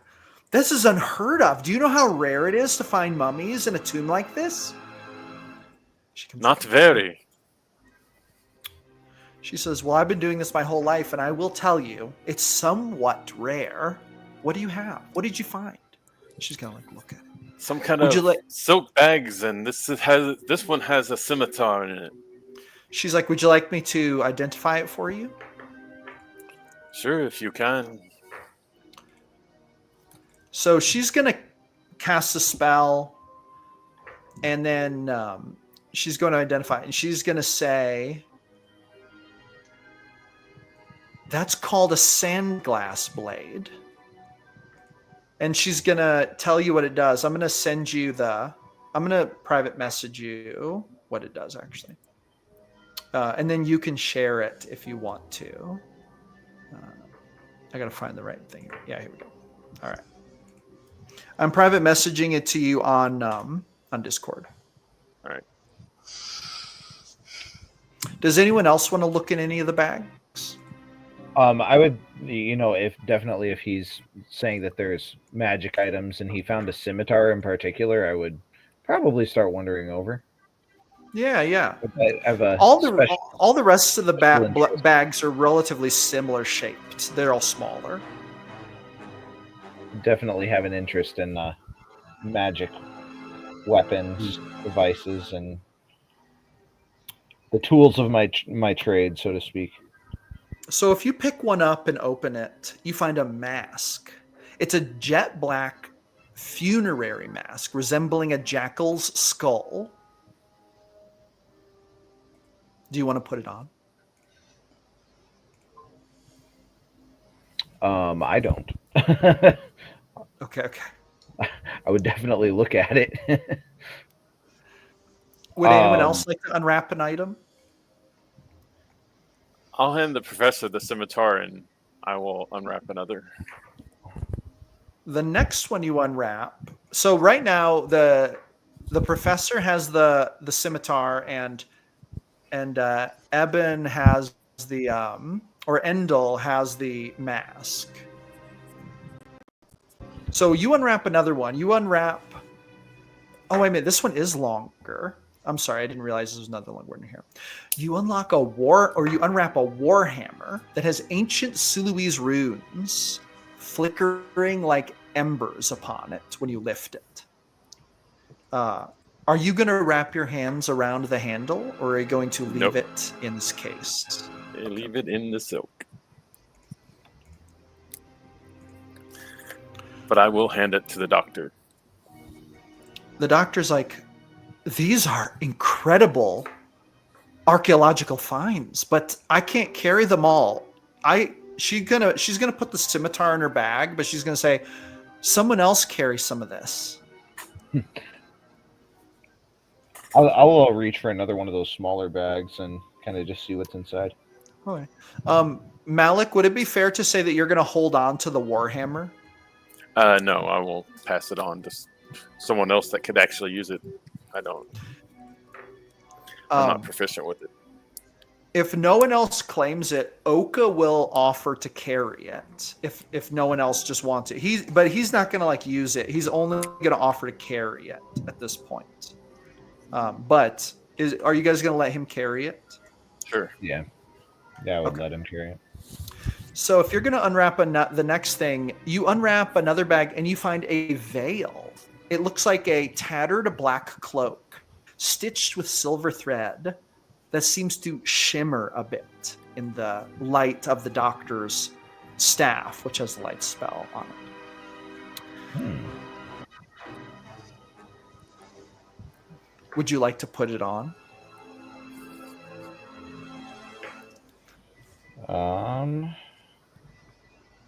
A veil. I'm not putting on anything that I find until it's been identified. Would you like the doctor to identify that for you? Yes. She has one more identify casting. She's going to identify it. I'm going to private message it to you. There's what she found. She like whispers it to you as she's identifying it.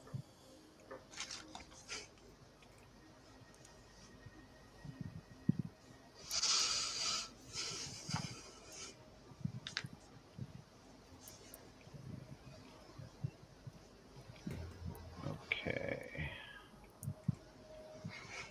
I am not seeing.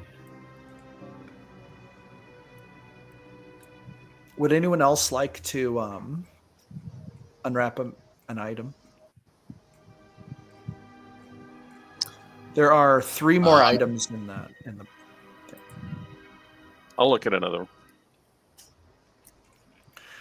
You unlock a pair of bronze gauntlets encrusted with dried blood, and they're inlaid with an hourglass motif.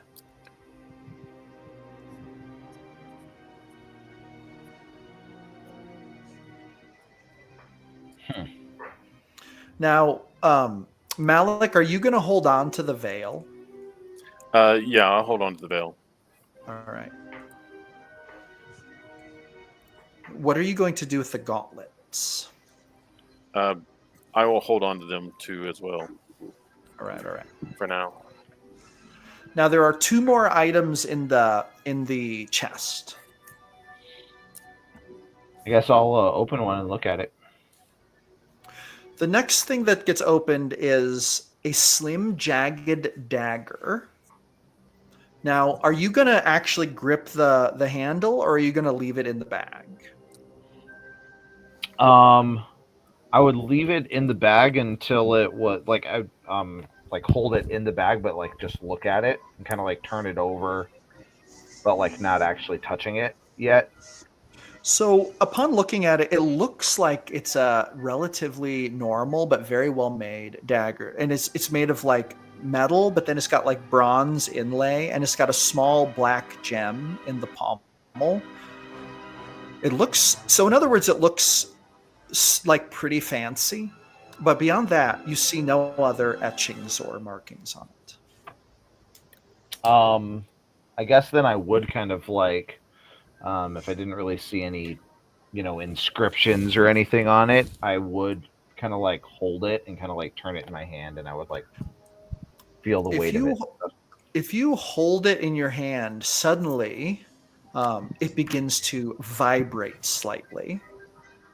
And then it imparts the knowledge of what it does to you. I'm going to private message it to you. Okay. On Discord.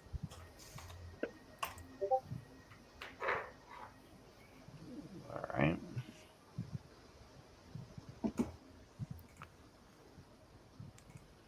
Now there's one more item. Rise, you have not unwrapped an item yet. Would you like to unwrap an item? I'm over talking with my bear spirit at the moment, so that's kind of all happening behind me. But okay, I'll head over to the chest when that's done.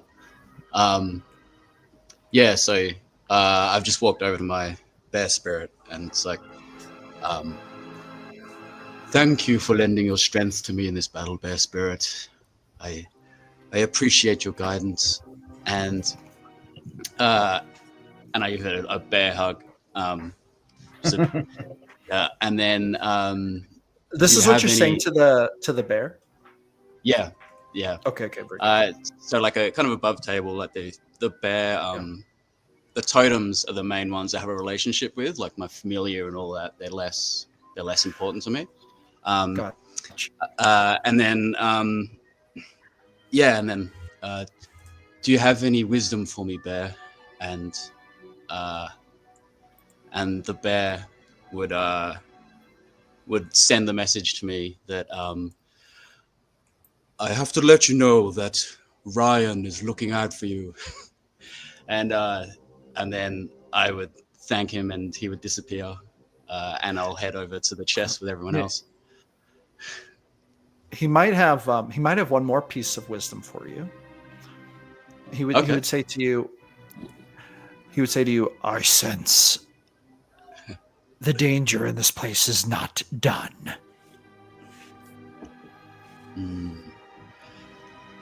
Well, I suppose I'll be seeing you soon, my totem. Thank you again. Would you like unsummon him then?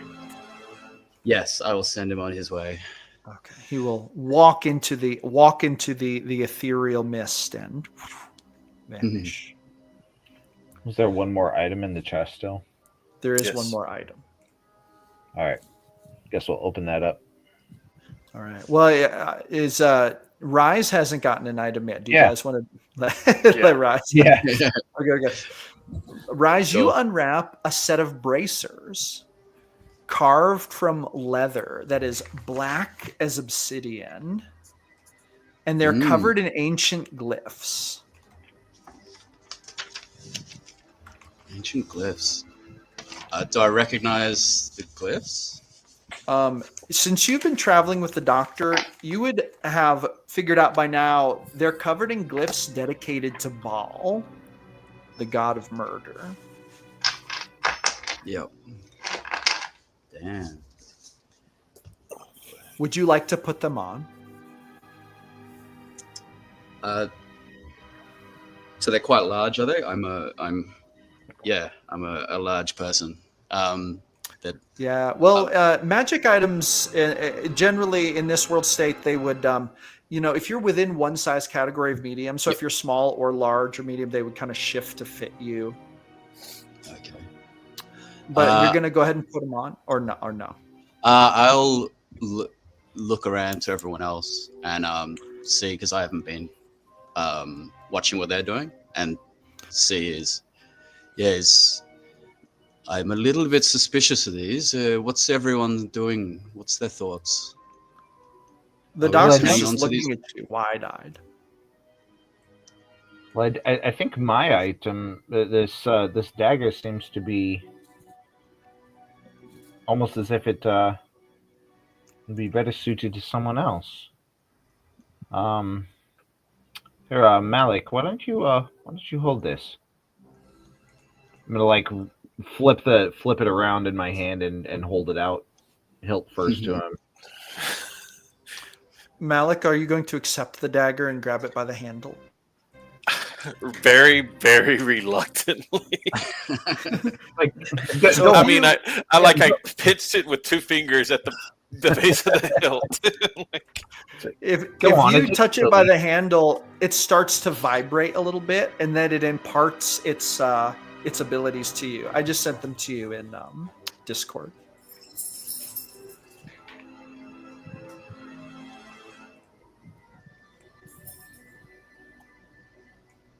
I am curious now about the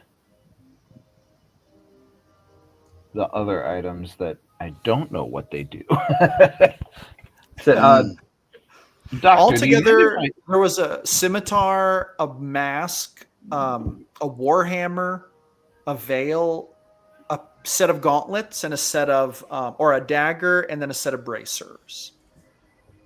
I'm gonna say, Doctor, do you mind if I have a look at that sword there? Oh no, of course. She's gonna take it out of her pack and hand it to you. Are you gonna take it by the handle? Yeah, I'm just gonna like look at it and kind of like look around, looking for the ornamentations and whatnot. When you hold it, suddenly it imparts its abilities to you magically. Okay.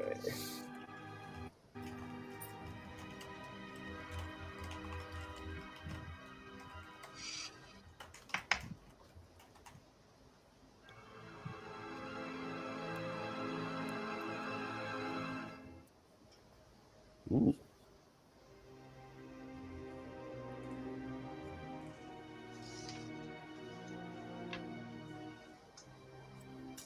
Oh, this is very interesting. very nice items.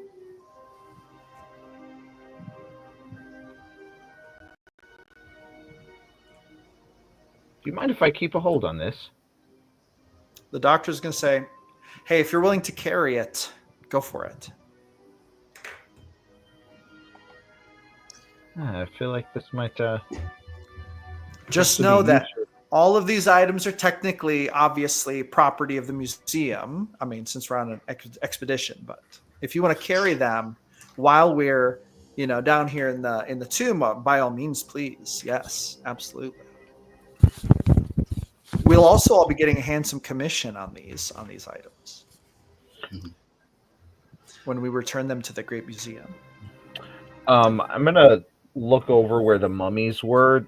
They had been carrying weapons as well. Are those there, or did they crumble when the mummies crumbled? No, they just fell to the ground and are kind of just sitting on the ashes. I'm gonna kind of walk around and kind of pick one of those up too and look at it. So when you pick that up, it is. I mean, it feels like a very well-made, very ancient, and strangely designed blade. It's like a Sului's workmanship blade, but it has no apparent magical properties. Okay. And then I'll walk over to the weapon rack that's on that far side of the room, and kind of check that out. What's on over there? So there are 3 things on the weapon rack. There's a spear, there's a knife, and there's a buckler. All of them the same style as the scimitars that the mummies were carrying, and none of them seem to be giving off a magical aura. Okay.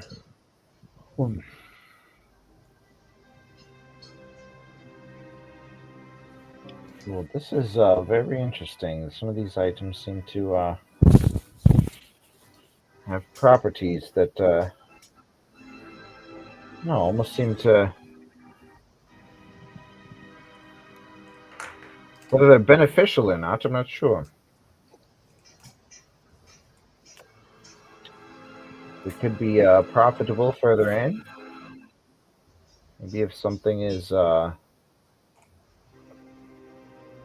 devious lurking within, other than a few minor undead creatures lurking about. We could find something a bit more sinister.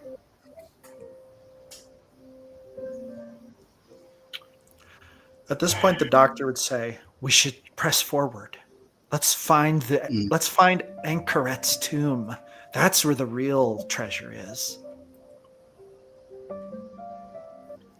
Professor, you want to come help me search this door for traps? Me? Oh, I know nothing about the professor, traps. not the doctor. The professor. Oh, sorry, Professor. She's gonna say, I I thought you were talking to me. She's gonna step back. I'll come up and I'll look around, look for traps, look for any of that. As you guys are looking, you see that this door seems to be a relatively normal door. No lock, fairly well kept, no traps visible. What did you roll, Malik? What was it was 14 for perception. No, you check very closely, and you are pretty convinced that there are no traps on this door.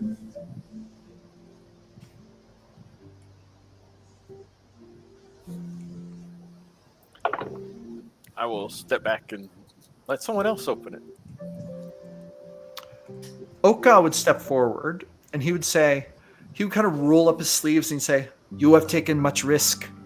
It is my turn to take risk." He's gonna jiggle the door and swing it open. It swings open with a sound, and the next room is revealed to you. That's how much you can see without actually walking in. Oh, joy. And then he's going to step back. Please, by all means. Someone go first. I'm going to step up to here and kind of look in, see what those devices might be. Oh, the doctor actually comes with you, and she holds up her staff, and the room kind of lights up a bit more, and you can see the whole room. You see two what look like torture machines. There's a stretching rack, and then there's a torture wheel here, and then there's something over here that looks kind of like an altar of sorts, or a stone bench of some kind, and then you see piles of skeletons all around the outside of the room. I'm definitely looking at them kind of warily, but I'm going to kind of walk up to this. I'm going to look at this device here and kind of see if I can discern how old it is based on, the materials, how oxidized it is, the type of machinery that was being used. Roll a history check. All right.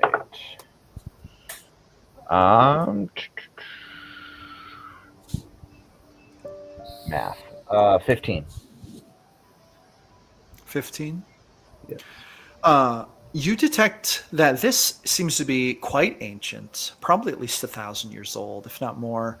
Definitely a good old-fashioned stretching apparatus to stretch them apart, pull their bones apart, a torture device.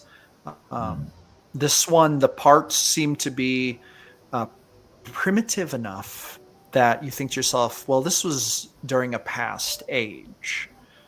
These parts are relatively rudimentary compared to what can be produced now. Well, it's definitely ancient.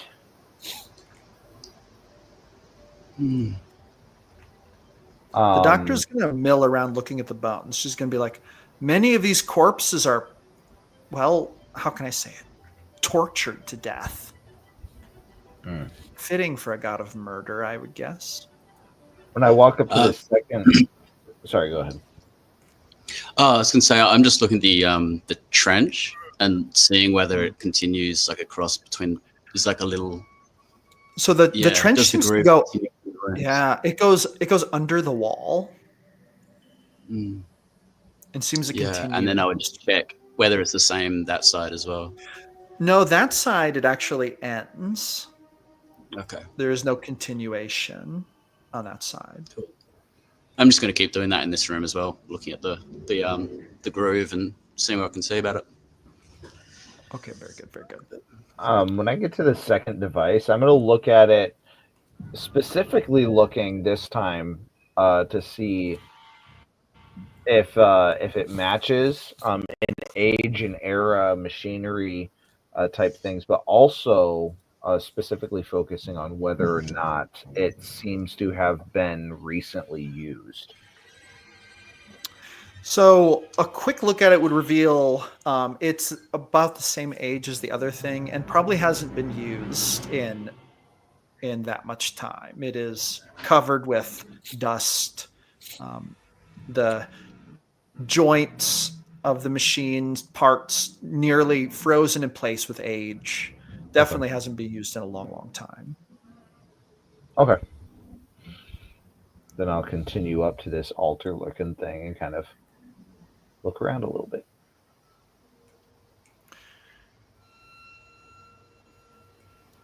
So when you go up to the altar, you find that there is an old book sitting on it, and there is a symbol. Give me one moment to consult my notes.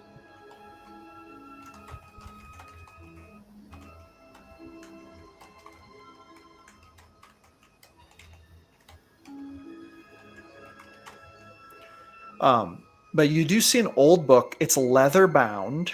It's not very many pages. The symbol on the desk is a skull surrounded by like depictions of blood droplets. Like they look like just droplets, but you would know from your study of Baal that it is they're supposed to represent blood. And you do see a little bit of like old paint, basically. And then would you open the book or pick it up or anything like that? If it's closed there on the altar, I would first look at the cover and just, is it just leather-bound book? Are there any inscriptions on it? On the cover? The cover, yeah, actually on the cover, it's actually written in common. And it says, "A prophet's prayer to Baal." Okay. Does the book appear ancient as well? It does. In fact, when you look at it and you kind of know a bit about history, it almost looks like if you're not careful, it could almost fall apart. Okay. I'm going to say, Doctor, you're going to want to look at this. Oh my gosh, it's a prayer book. She's going to kind of get down on her knees and like very carefully kind of reach under it and then kind of try to open it. And she kind of opens it very delicately. Her staff she leans it up against the thing so she has light. And she opens it very slowly. And you see the words. She's going to read them out loud. She's going to read, "Lord of murder, keeper of the final breath. We spill the blood, we break the bone, we end the names." And then she's going to turn the page very carefully. She's going to say, "It's strange that this is written in common. By dagger, by blade, by silent hand, we offer you death. Yet even in slaughter, I have seen the fire beyond. Will you not see it as I have?" And she flips the page. "Will you not kill it as you demand of us? Or must I wait? Must I wither? Must I forsake? Until you too are nothing but dust beneath the sands?" And then she just kind of like lets the book close and she's like, "Oh my God, it's true." And Corette turned on Baal. The legends are true. At least that part of them are.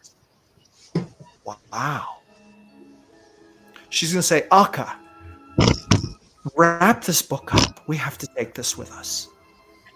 Oka's going to come over and he's going to pull out some supplies, like some little like cloth, and kind of start like gently wrapping up the book. So why was it written in a different language? She's going to say, "I do not know." We have it on good authority that these people during this period probably spoke a version of our common tongue, but it is very rare for them to use it. It would have been something that was used in different parts of the world, not in this part of the world. They were speaking Suluese during this portion of time, but there's a couple different ideas. One of them is maybe they had outsiders coming here to worship and they needed to print in their tongue. Maybe there were prophets leading the prayers who did not speak Suluese. Even at that time, Suluese was fading out as an older religion, a more native tongue. She shrugs her shoulders. Or, I don't know. Your guess is as good as mine.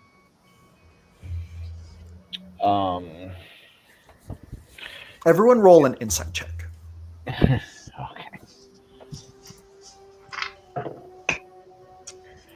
Nope. Natural one. 17. 17? Okay. You get the sense that she was going to say something else, but then she hesitated.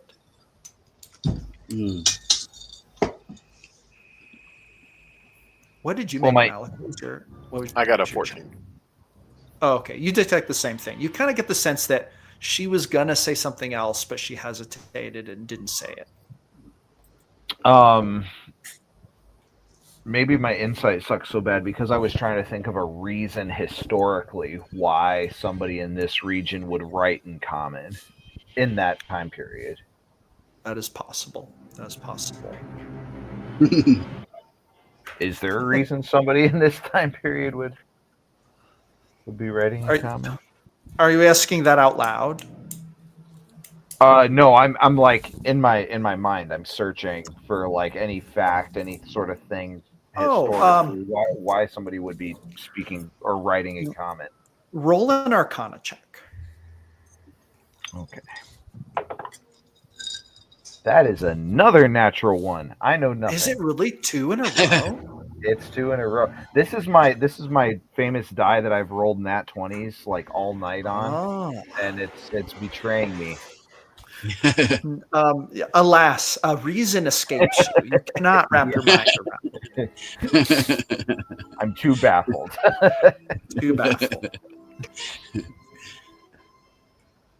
Then she's going to say, well, let's press on. We have to find Anchoret's tomb. Oh, any markings on this door? Any writing?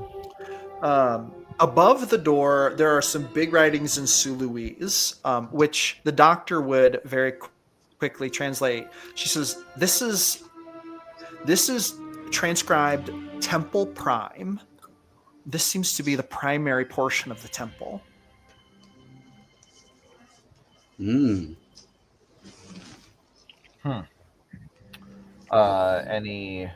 traps on the door?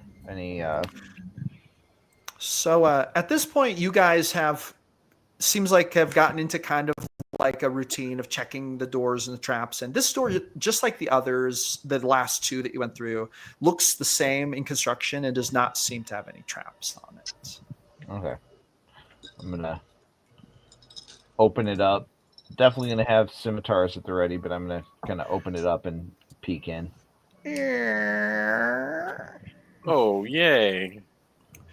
You open it up, and this is what you see at first. Well, the light vaguely illuminates what looks like a bronze statue at the far end of the room, and there's a vibrant ritual symbol drawn upon the ground. Huh. That's fun. Well, there's definitely something in here. She says, "What?" Is any of it glowing or showing any signs of... She steps fully into the room and holds up her staff. No, it's not glowing. It's more like painted. Okay.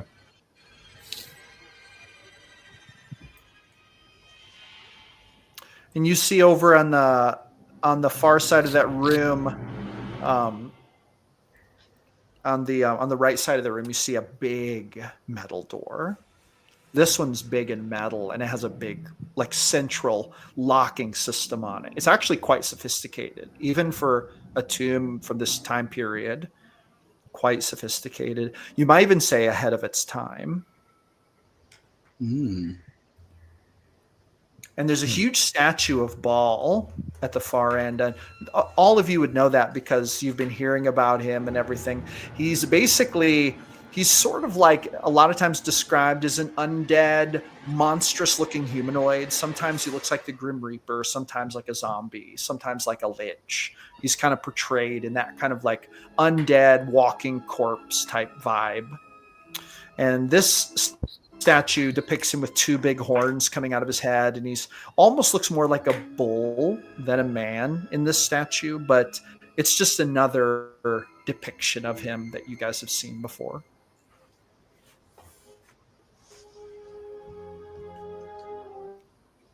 I'm gonna walk up to the professor and what do you think this place is, Professor? Doctor?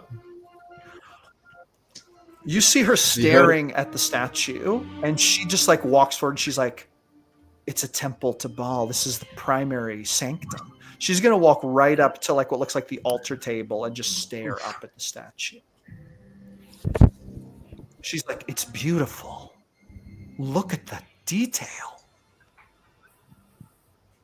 Are those? You see that there's a runes candelabra sitting on the table. They are runes, yes. Do I recognize actually any see of them? that they are. What languages do you speak? Common, Draconic, Elvish, and Gnomish. You actually do not recognize them. They are not Suluese, actually. By now, you've learned to recognize Suluese runes, and they're not Suluese. What languages does everyone else speak? What do you speak, Rise? Sylvan, Druidic, Flan, Common, and I've got one more, but I didn't know what kind of things would have been in in the other ruins I've been in. So I didn't. Okay. Yeah. And I don't think it would be the ancient language, but I didn't know what would make sense in the world. But Gotcha.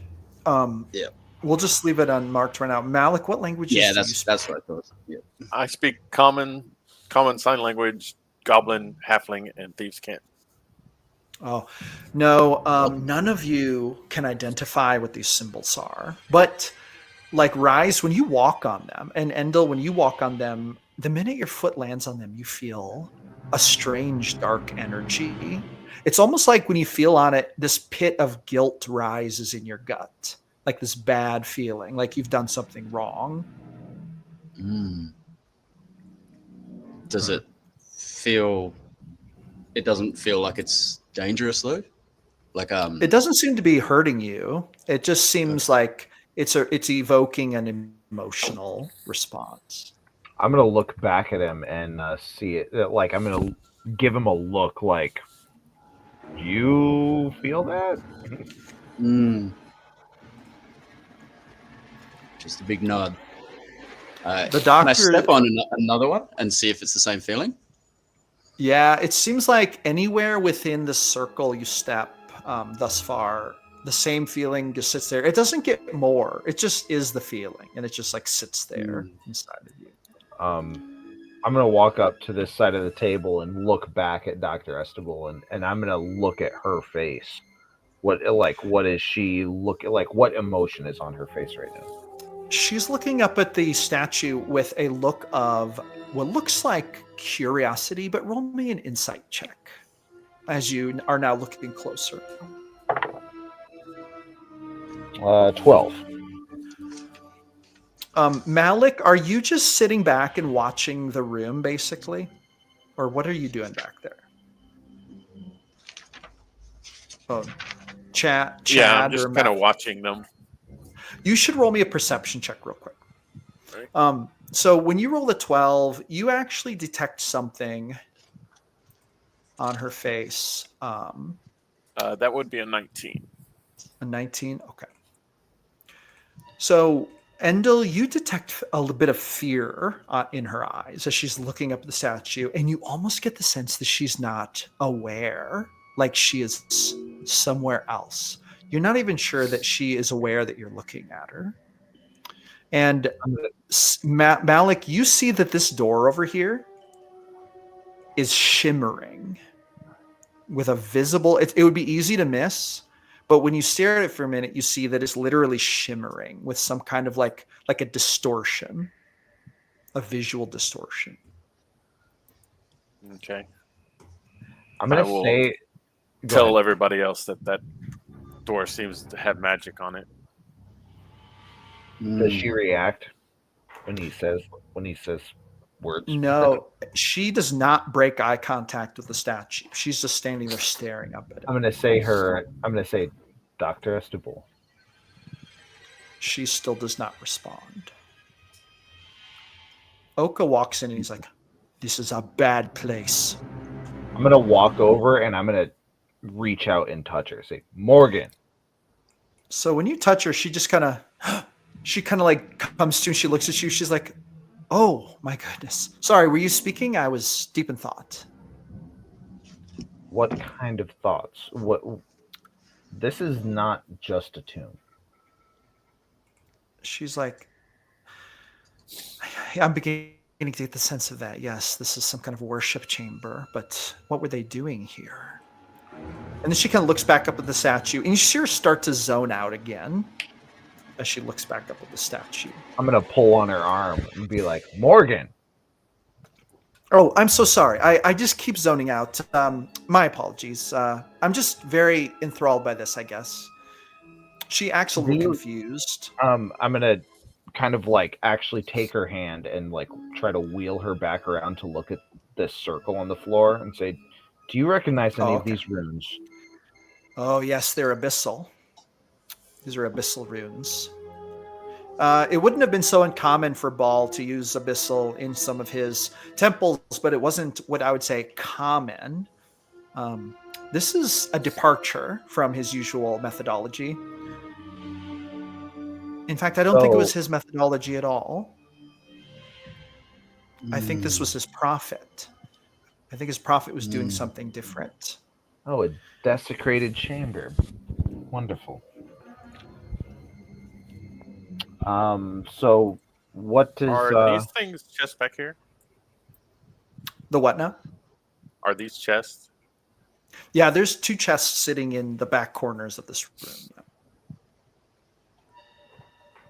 So what do you think is happening here? What are these runes doing? She's like, "If you want my honest opinion, we did not find anything here that I expected. These runes would suggest that the prophet was acting on his own. He was maybe trying to summon an intermediary, trying to get someone's attention. Perhaps he was trying to get Baal's attention and the attention of a demon at the same time." She says that mark in the center looks eerily similar to the mark of Demogorgon. It is possible that he was trying to commune with the demon lord. It is highly irregular to find these symbols in a temple of Baal like this. Though one wouldn't think of it, the god of murder did not necessarily consort with demons as a general rule. So she kind of shrugs her shoulders. I think the prophet was trying to change the status quo.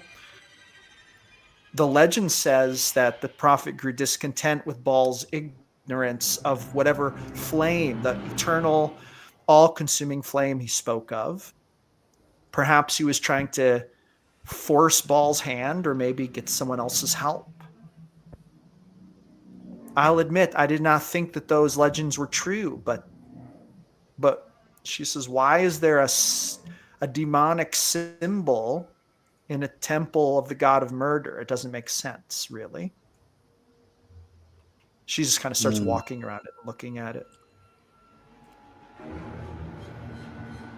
She says, I think we should be careful. Really? You want knowing to be careful that there might now? be demons.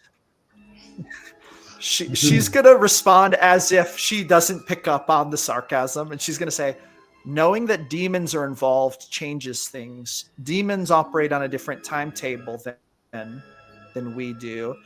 If demons were here 1,000 years ago, they could still be here today. And it would be as if no time has passed if they're strong enough.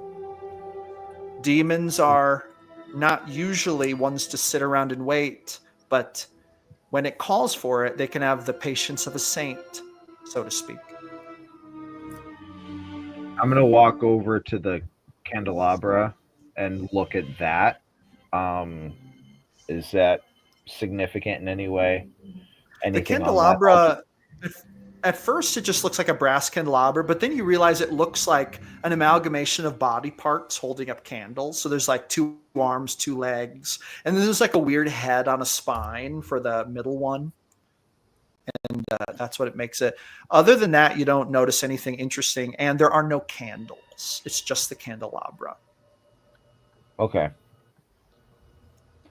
I'm gonna deliberately not look up at the statue of Baal because I saw her zoning out when she looked at it. Is anyone gonna look at the statue's eyes and like watch it for a minute? Not me. Not you. Nope. Okay. No. Okay. I think I'll wonder out loud, but why would this be outside this door? It seems strange to me. It seems important, but I don't know why it'd be the other side of this heavy door. It's keeping something in or keeping something out. Oka is going to curse under his breath. This is very bad. We should not be here. I agree. This is very We should bad. leave now, Doctor. The doctor is going to say, with everything we've seen, this is leading me to believe more than ever that it's possible that the sand glass is beyond that door. If the sand glass is beyond that door, we are on the cusp of one of the greatest archaeological finds of our time. We have to go through that door. It might be there. This might be And it. how do you propose to open the door, Doctor? A crowbar? She's got a trailer. She's like, that's not my specialty. Do you want me to shoulder ram it? She's like, come on now. Let's do it. Let's not give up now. Don't lose nerve. Someone can surely get it open. I'm walking over at it. I'm looking at it with my gnomish tinker eyes, looking at the mechanisms and stuff. You said it looked like a very elaborate lock, and I'm just gonna look at like all the things, try to see if I can figure out if this is similar to any other locks, or see if I can figure anything out. You should make an intelligence check, and you should add actually history. Okay. And this is like a gnomish tinkerer thing. Yep. There we go. There's my good roll. 26. Oh, so right away you realize, I've seen this kind of tech before. So this is a very sophisticated lock, very heavy door. There's only 3 ways to get this bad boy open without magic. You either need to have the key, you need to pick the lock, or you need to apply a crazy amount of force to beat it down. Like you won't be able to pry this open with a crowbar or a weapon. It's going to either need to be like a good lockpick could get into it, or maybe a knock spell. But if you don't have a key or a lockpick or a knock spell, it's like, I mean, may as well bring the camels down here, hitch them all to it, and try to pull it out of the wall or something. Like, may as well actually sledgehammer the wall beside it rather than trying to go through the door. I'm gonna say, and you also see the unmistakable shimmer of magic. It's shimmering with blue magic. Yeah. It's very obvious. I think you're mistaken about that crowbar, Dr. Estable. Maybe there's a key in one of the chests. That's what I'm thinking. If we can find a key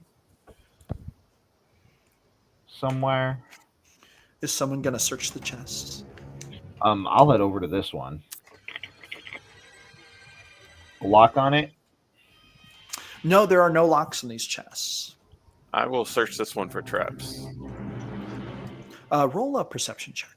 Yeah, I'm going to look for traps over here too. A 12. You detect no traps. I'm checking this one as well. What was your? Did you make your roll? Yeah, nat 20. Oh, okay, yeah, no traps on that one either, for sure. Okay, I'll flip it open. So which one? Okay, so Endel is on the one on the right, and then Malik on the one on the left. Okay. Yes. So the one on the right contains 4 items that are wrapped in like this black leather. There's a dagger that's stained with blood. It's a thin, curved dagger. There's actually a vial of some kind of black liquid. There's a mask with a veil over it that has no eye holes cut in it. There's only a mouth. Okay. And then there is a small like bundle of 5 candles. They're red candles. Okay. Now in the chest on the left, you find an hourglass, but it's filled with red sand. You find in a small leather pouch what looks like a blackened, desiccated jackal's skull. And it's filled with stuff, like it's turned upside down, and it's got what looks like charcoal inside of it. It seems to be a holder for this charcoal. There's a branding iron that has the mark of Baal on the end of it. Oh, yay. And then there's a large bronze brazier that has skulls and bones engraved upon it. And then there's a bundle of incense.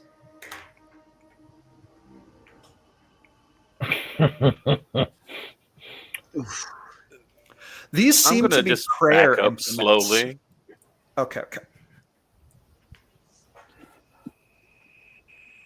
Are you going to take any of the items, or are you going to leave them in the chest? I'm leaving them in the chest. How about you, Endel? Are you taking any of the items, or are you leaving them in the chest? I'm gonna just look down in there and say, well, first I'm gonna mutter under my breath, cinematic moment. Those parchments. This might be real. Doctor, you might want to look at some of this. She's going to come over and get down on her knees and kind of dig.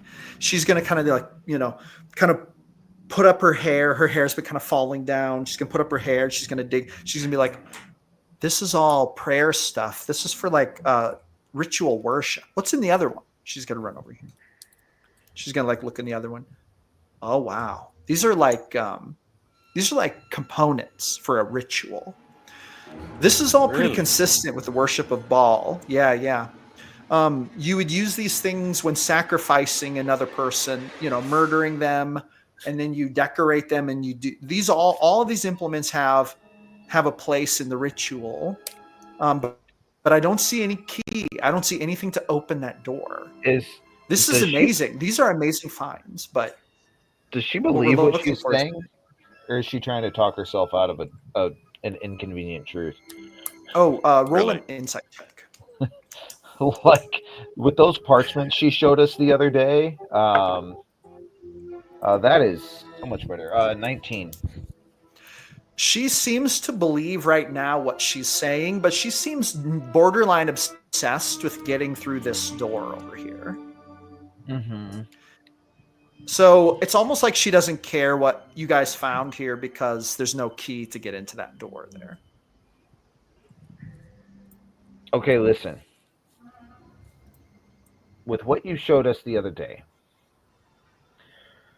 these items, there's a dagger with blood. There's a vial of liquid.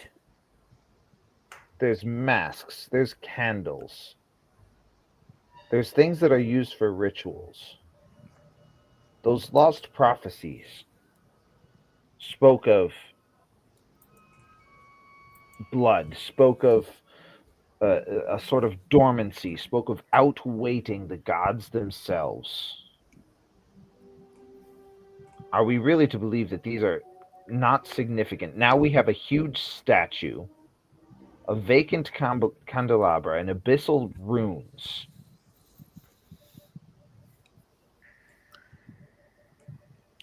She's going to say, what are you saying exactly? Come on, Doctor. You can't be that ignorant. She's like, are you suggesting we sacrifice someone or that we have to get through the door? Or summon something. She's I'm going to not saying say that. She's going to say, I think, don't one of you have a lock picking kit? Let's just try to pick it. Here you go, Doctor. She's like, I'm not a lock picking genius. I don't know how. Listen, I could write you a master's thesis on ancient abyssal cults, but asking me to pick a lock is like asking me to cook dinner. It's just not my thing. And asking me to go near that door is like me eating your dinner. She's like, I'll tell you what. How about if I touch it, and that'll show you that whatever that magic is, it's not harmful. It's probably just a ward of some kind, like maybe an alarm. I open it without the right key, and it blows me up. She's gonna like walk up to the door, and she's gonna kind of hold her hand out, kind of close to it, and she's gonna look toward you, Malik, and say, "If I touch it, and it doesn't hurt me, will you pick the lock for me?" No. You see excitement in her brown eyes. What? Come on. We've come so far. And then she's going to put her hand on the door, and then she like closes her eyes, and then she like opens them back up, and then she like touches the door again, and she's like, see? Nothing. It might even be just a visual distortion, like some kind of old ward that's not online anymore. I'm glad. Or may it not be touched, activated. She kind of steps back and she's like, all right, if no one's willing to pick this lock, I'll do it. I'll try, but we have to get through the store. We're so close. We have to do it. I'm going to walk over. I'm going to say, Yellow Feet, give me your tools. I'll hand you my tools. Okay. I'm gonna walk over.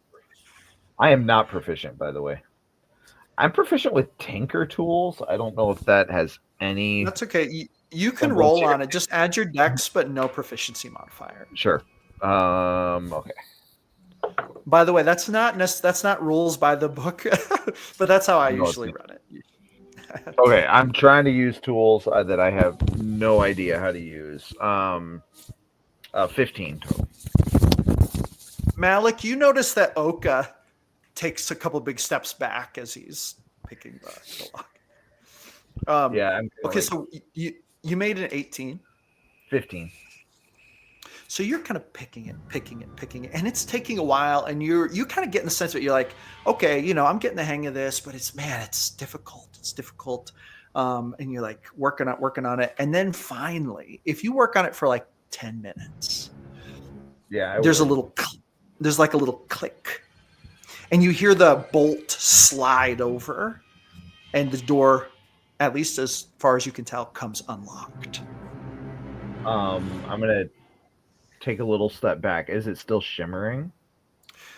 It is still shimmering, yes. But it appears to be unlocked. It does appear to be unlocked.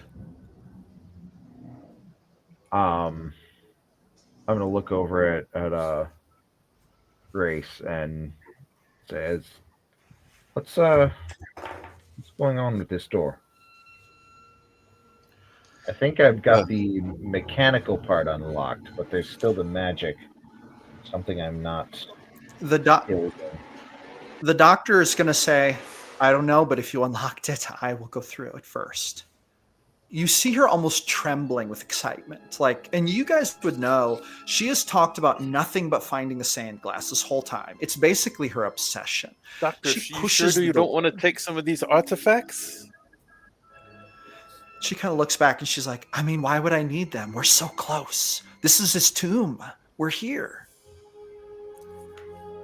And then she's going to push the door with two hands. You guys hear a heavy as the door opens. And you just kind of see through enough to see more of this. And then she's going to look at all of you and she's going to be like, this is it. And then she's going to step through. And she vanishes. Oh, yay. You see that the air is shimmering, like just beyond the door. So what now, Professor? Well, Oka's like, Doctor, no! He comes running over. I'm gonna stand in front of him and like kind of get in the way with all 55 pounds of me. What Me happened too. to her? Where did she go? Where did she go? I am gonna step like up to the doorway and like look inside as far as I can kind of see around. So if you look kind of, both ways, you can see like 30 feet-ish, it's like you kind of see this.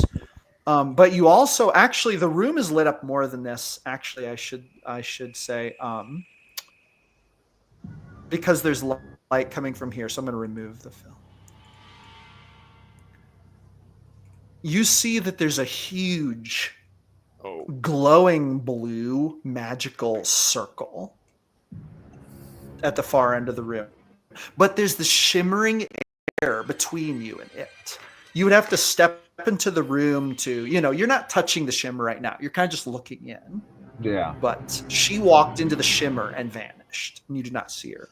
But now, all of you should roll a perception check.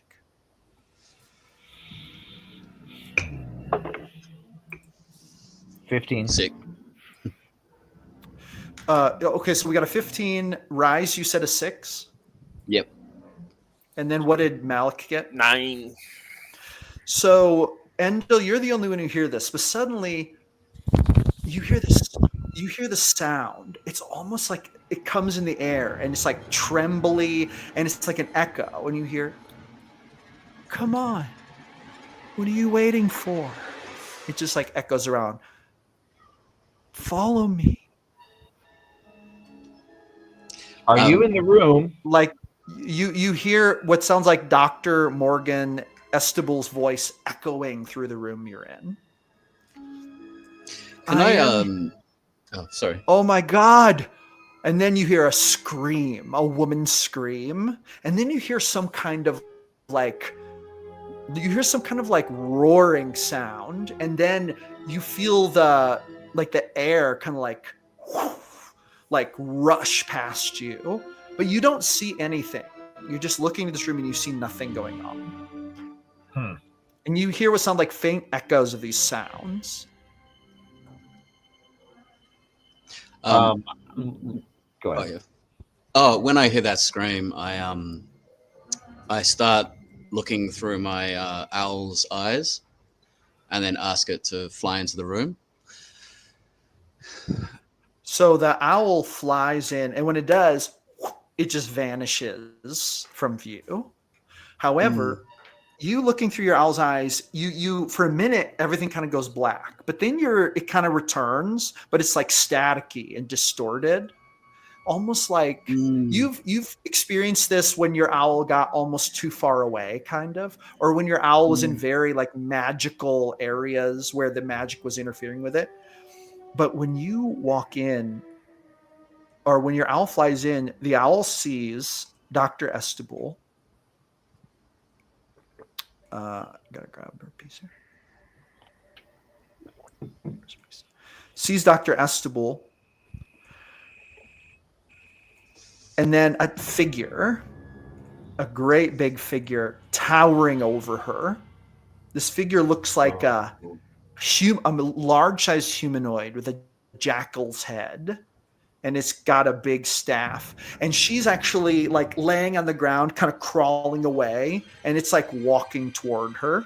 And you see that this magic over here is like oscillating, and you see something floating about 5 foot off the ground in the apex, something that looks like a large hourglass. And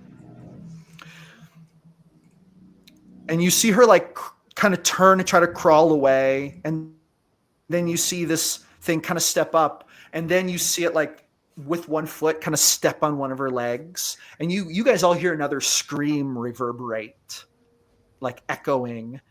But one thing you realize, Rise, is that the owl hears it, but you don't hear it until like 10 seconds later, like echoing in the room. Oh, wow. There's like a time delay. Okay. Can I ask my owl to try and fly back out to us and get ready to run? Yeah.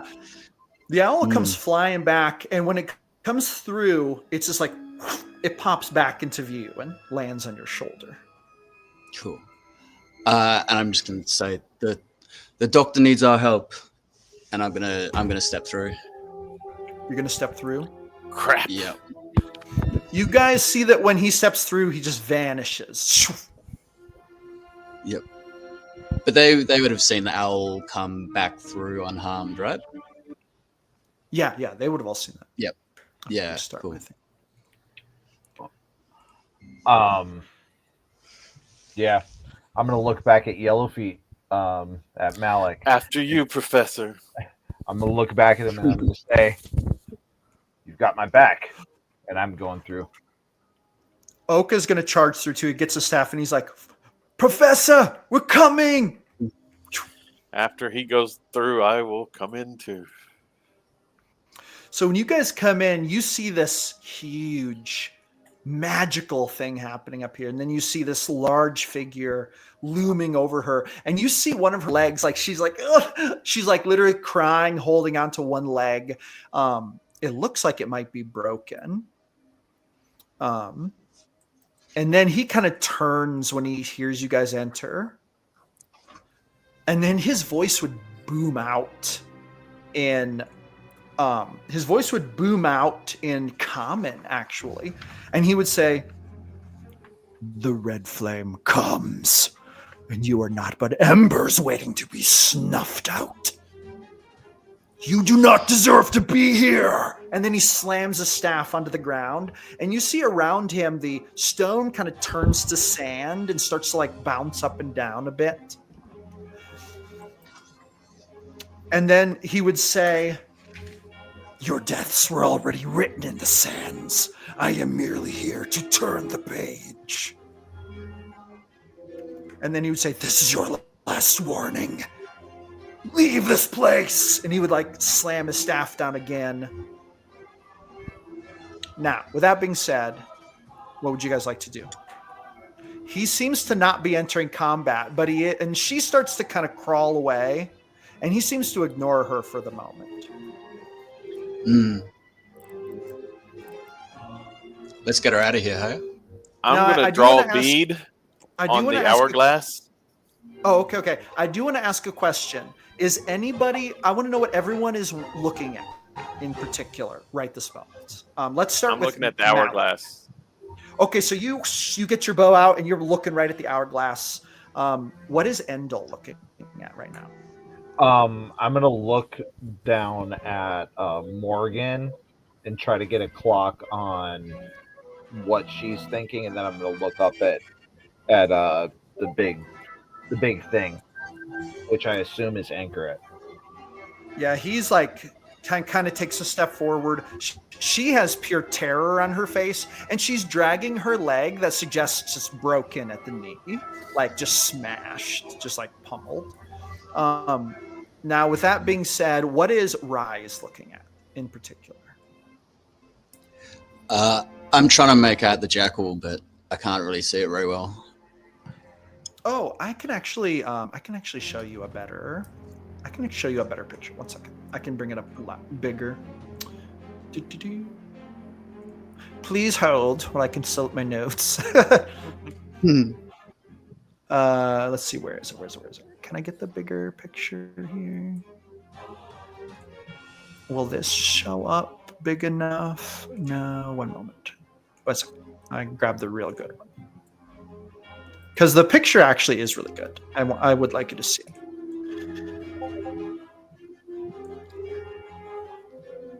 One moment.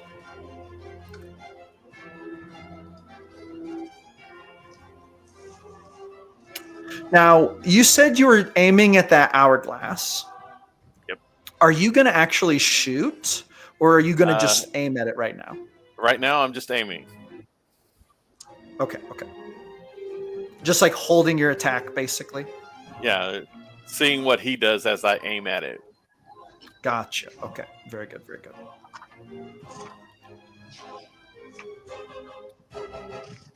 Here we go. Okay.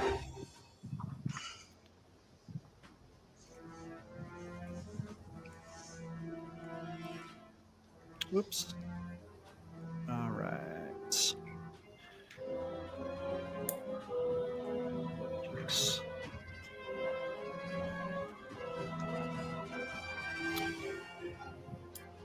All right. Now I should be able to put it up on the screen in a much better.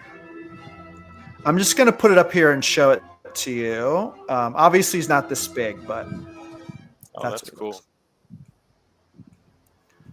Yeah. And he's large sized. He's like 9 foot tall. Obviously, some kind of supernatural being. But anyway. All right. What do you guys want to do? Now, we are almost at the conclusion of the session, so choose your next actions very wisely. He takes another step forward. Stop, or I will shoot. He says to you, your blood will stain these halls, as was always fated. A fitting tribute. And then he slams the staff down. To the Lord of Murder. And then he steps forward again. And I shoot. Roll to hit. The DC of hitting the hourglass from here would be a 13. That's a 16 on the die. So you fire the arrow, 22. and it flies toward the hourglass. You see this creature who you suppose, it was suggested it was Anchoret. He turns his head. You see his eyes glow red, and he picks up his staff, and his staff seems to transform into a hammer. And then he gives a mighty roar, and he starts to run towards you. But then your arrow strikes the hourglass. It starts to shake. Roll damage. That was 7 piercing And damage. 7. Yeah. It hits and it shakes enough that the hourglass actually tumbles onto its side. And when that happens, something very strange happens. I gotta find the right music.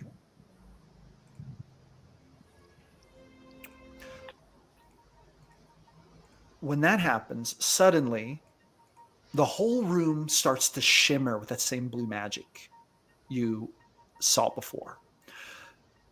That blue magic, this spell thing going on over here, it erupts into this bright white light. And then suddenly it flashes out, and that white light encapsulates you, it fills the whole room almost instantly. Somewhere off in the vast distance of time and space, you hear what sounds like the shriek of Anchoret, as if he has just lost something dear to him. You also hear the cries of the doctor.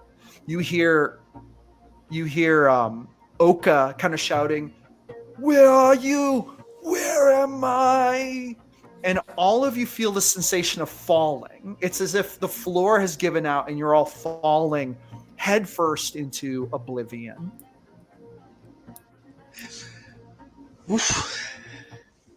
Now, I'm going to switch scenes real quick.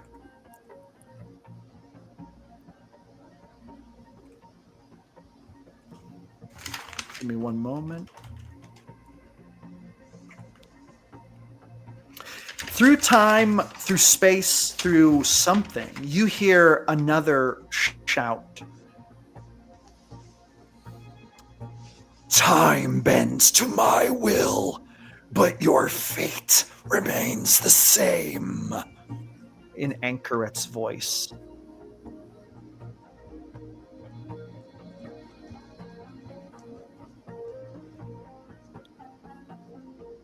Whoop, hold on, I gotta go back to this and grab your characters.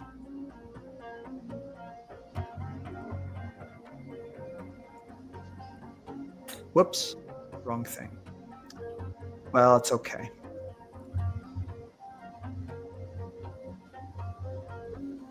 Oop-de-doop-de-doop. All right. I gotta find the right map now. Please hold. Okay, here we go. Oh, did I not open a scene? Oh, there we go. No, I want scenes. Okay, there we go. Oh, I did something wrong.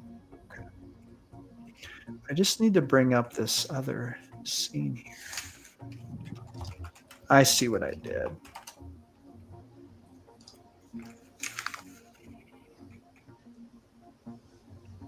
All right. Now we got it.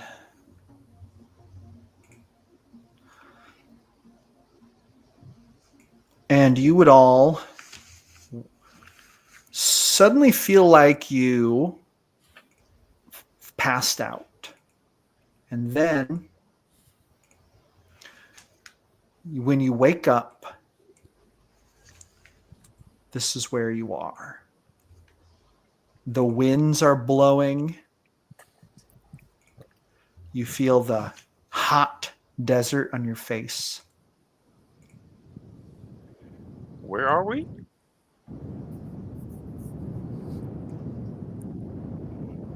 That is a very good question. Characters are actually like, I have to put them back on there because I left the scene without copying, pasting them. I'm missing one. Yeah. Malik.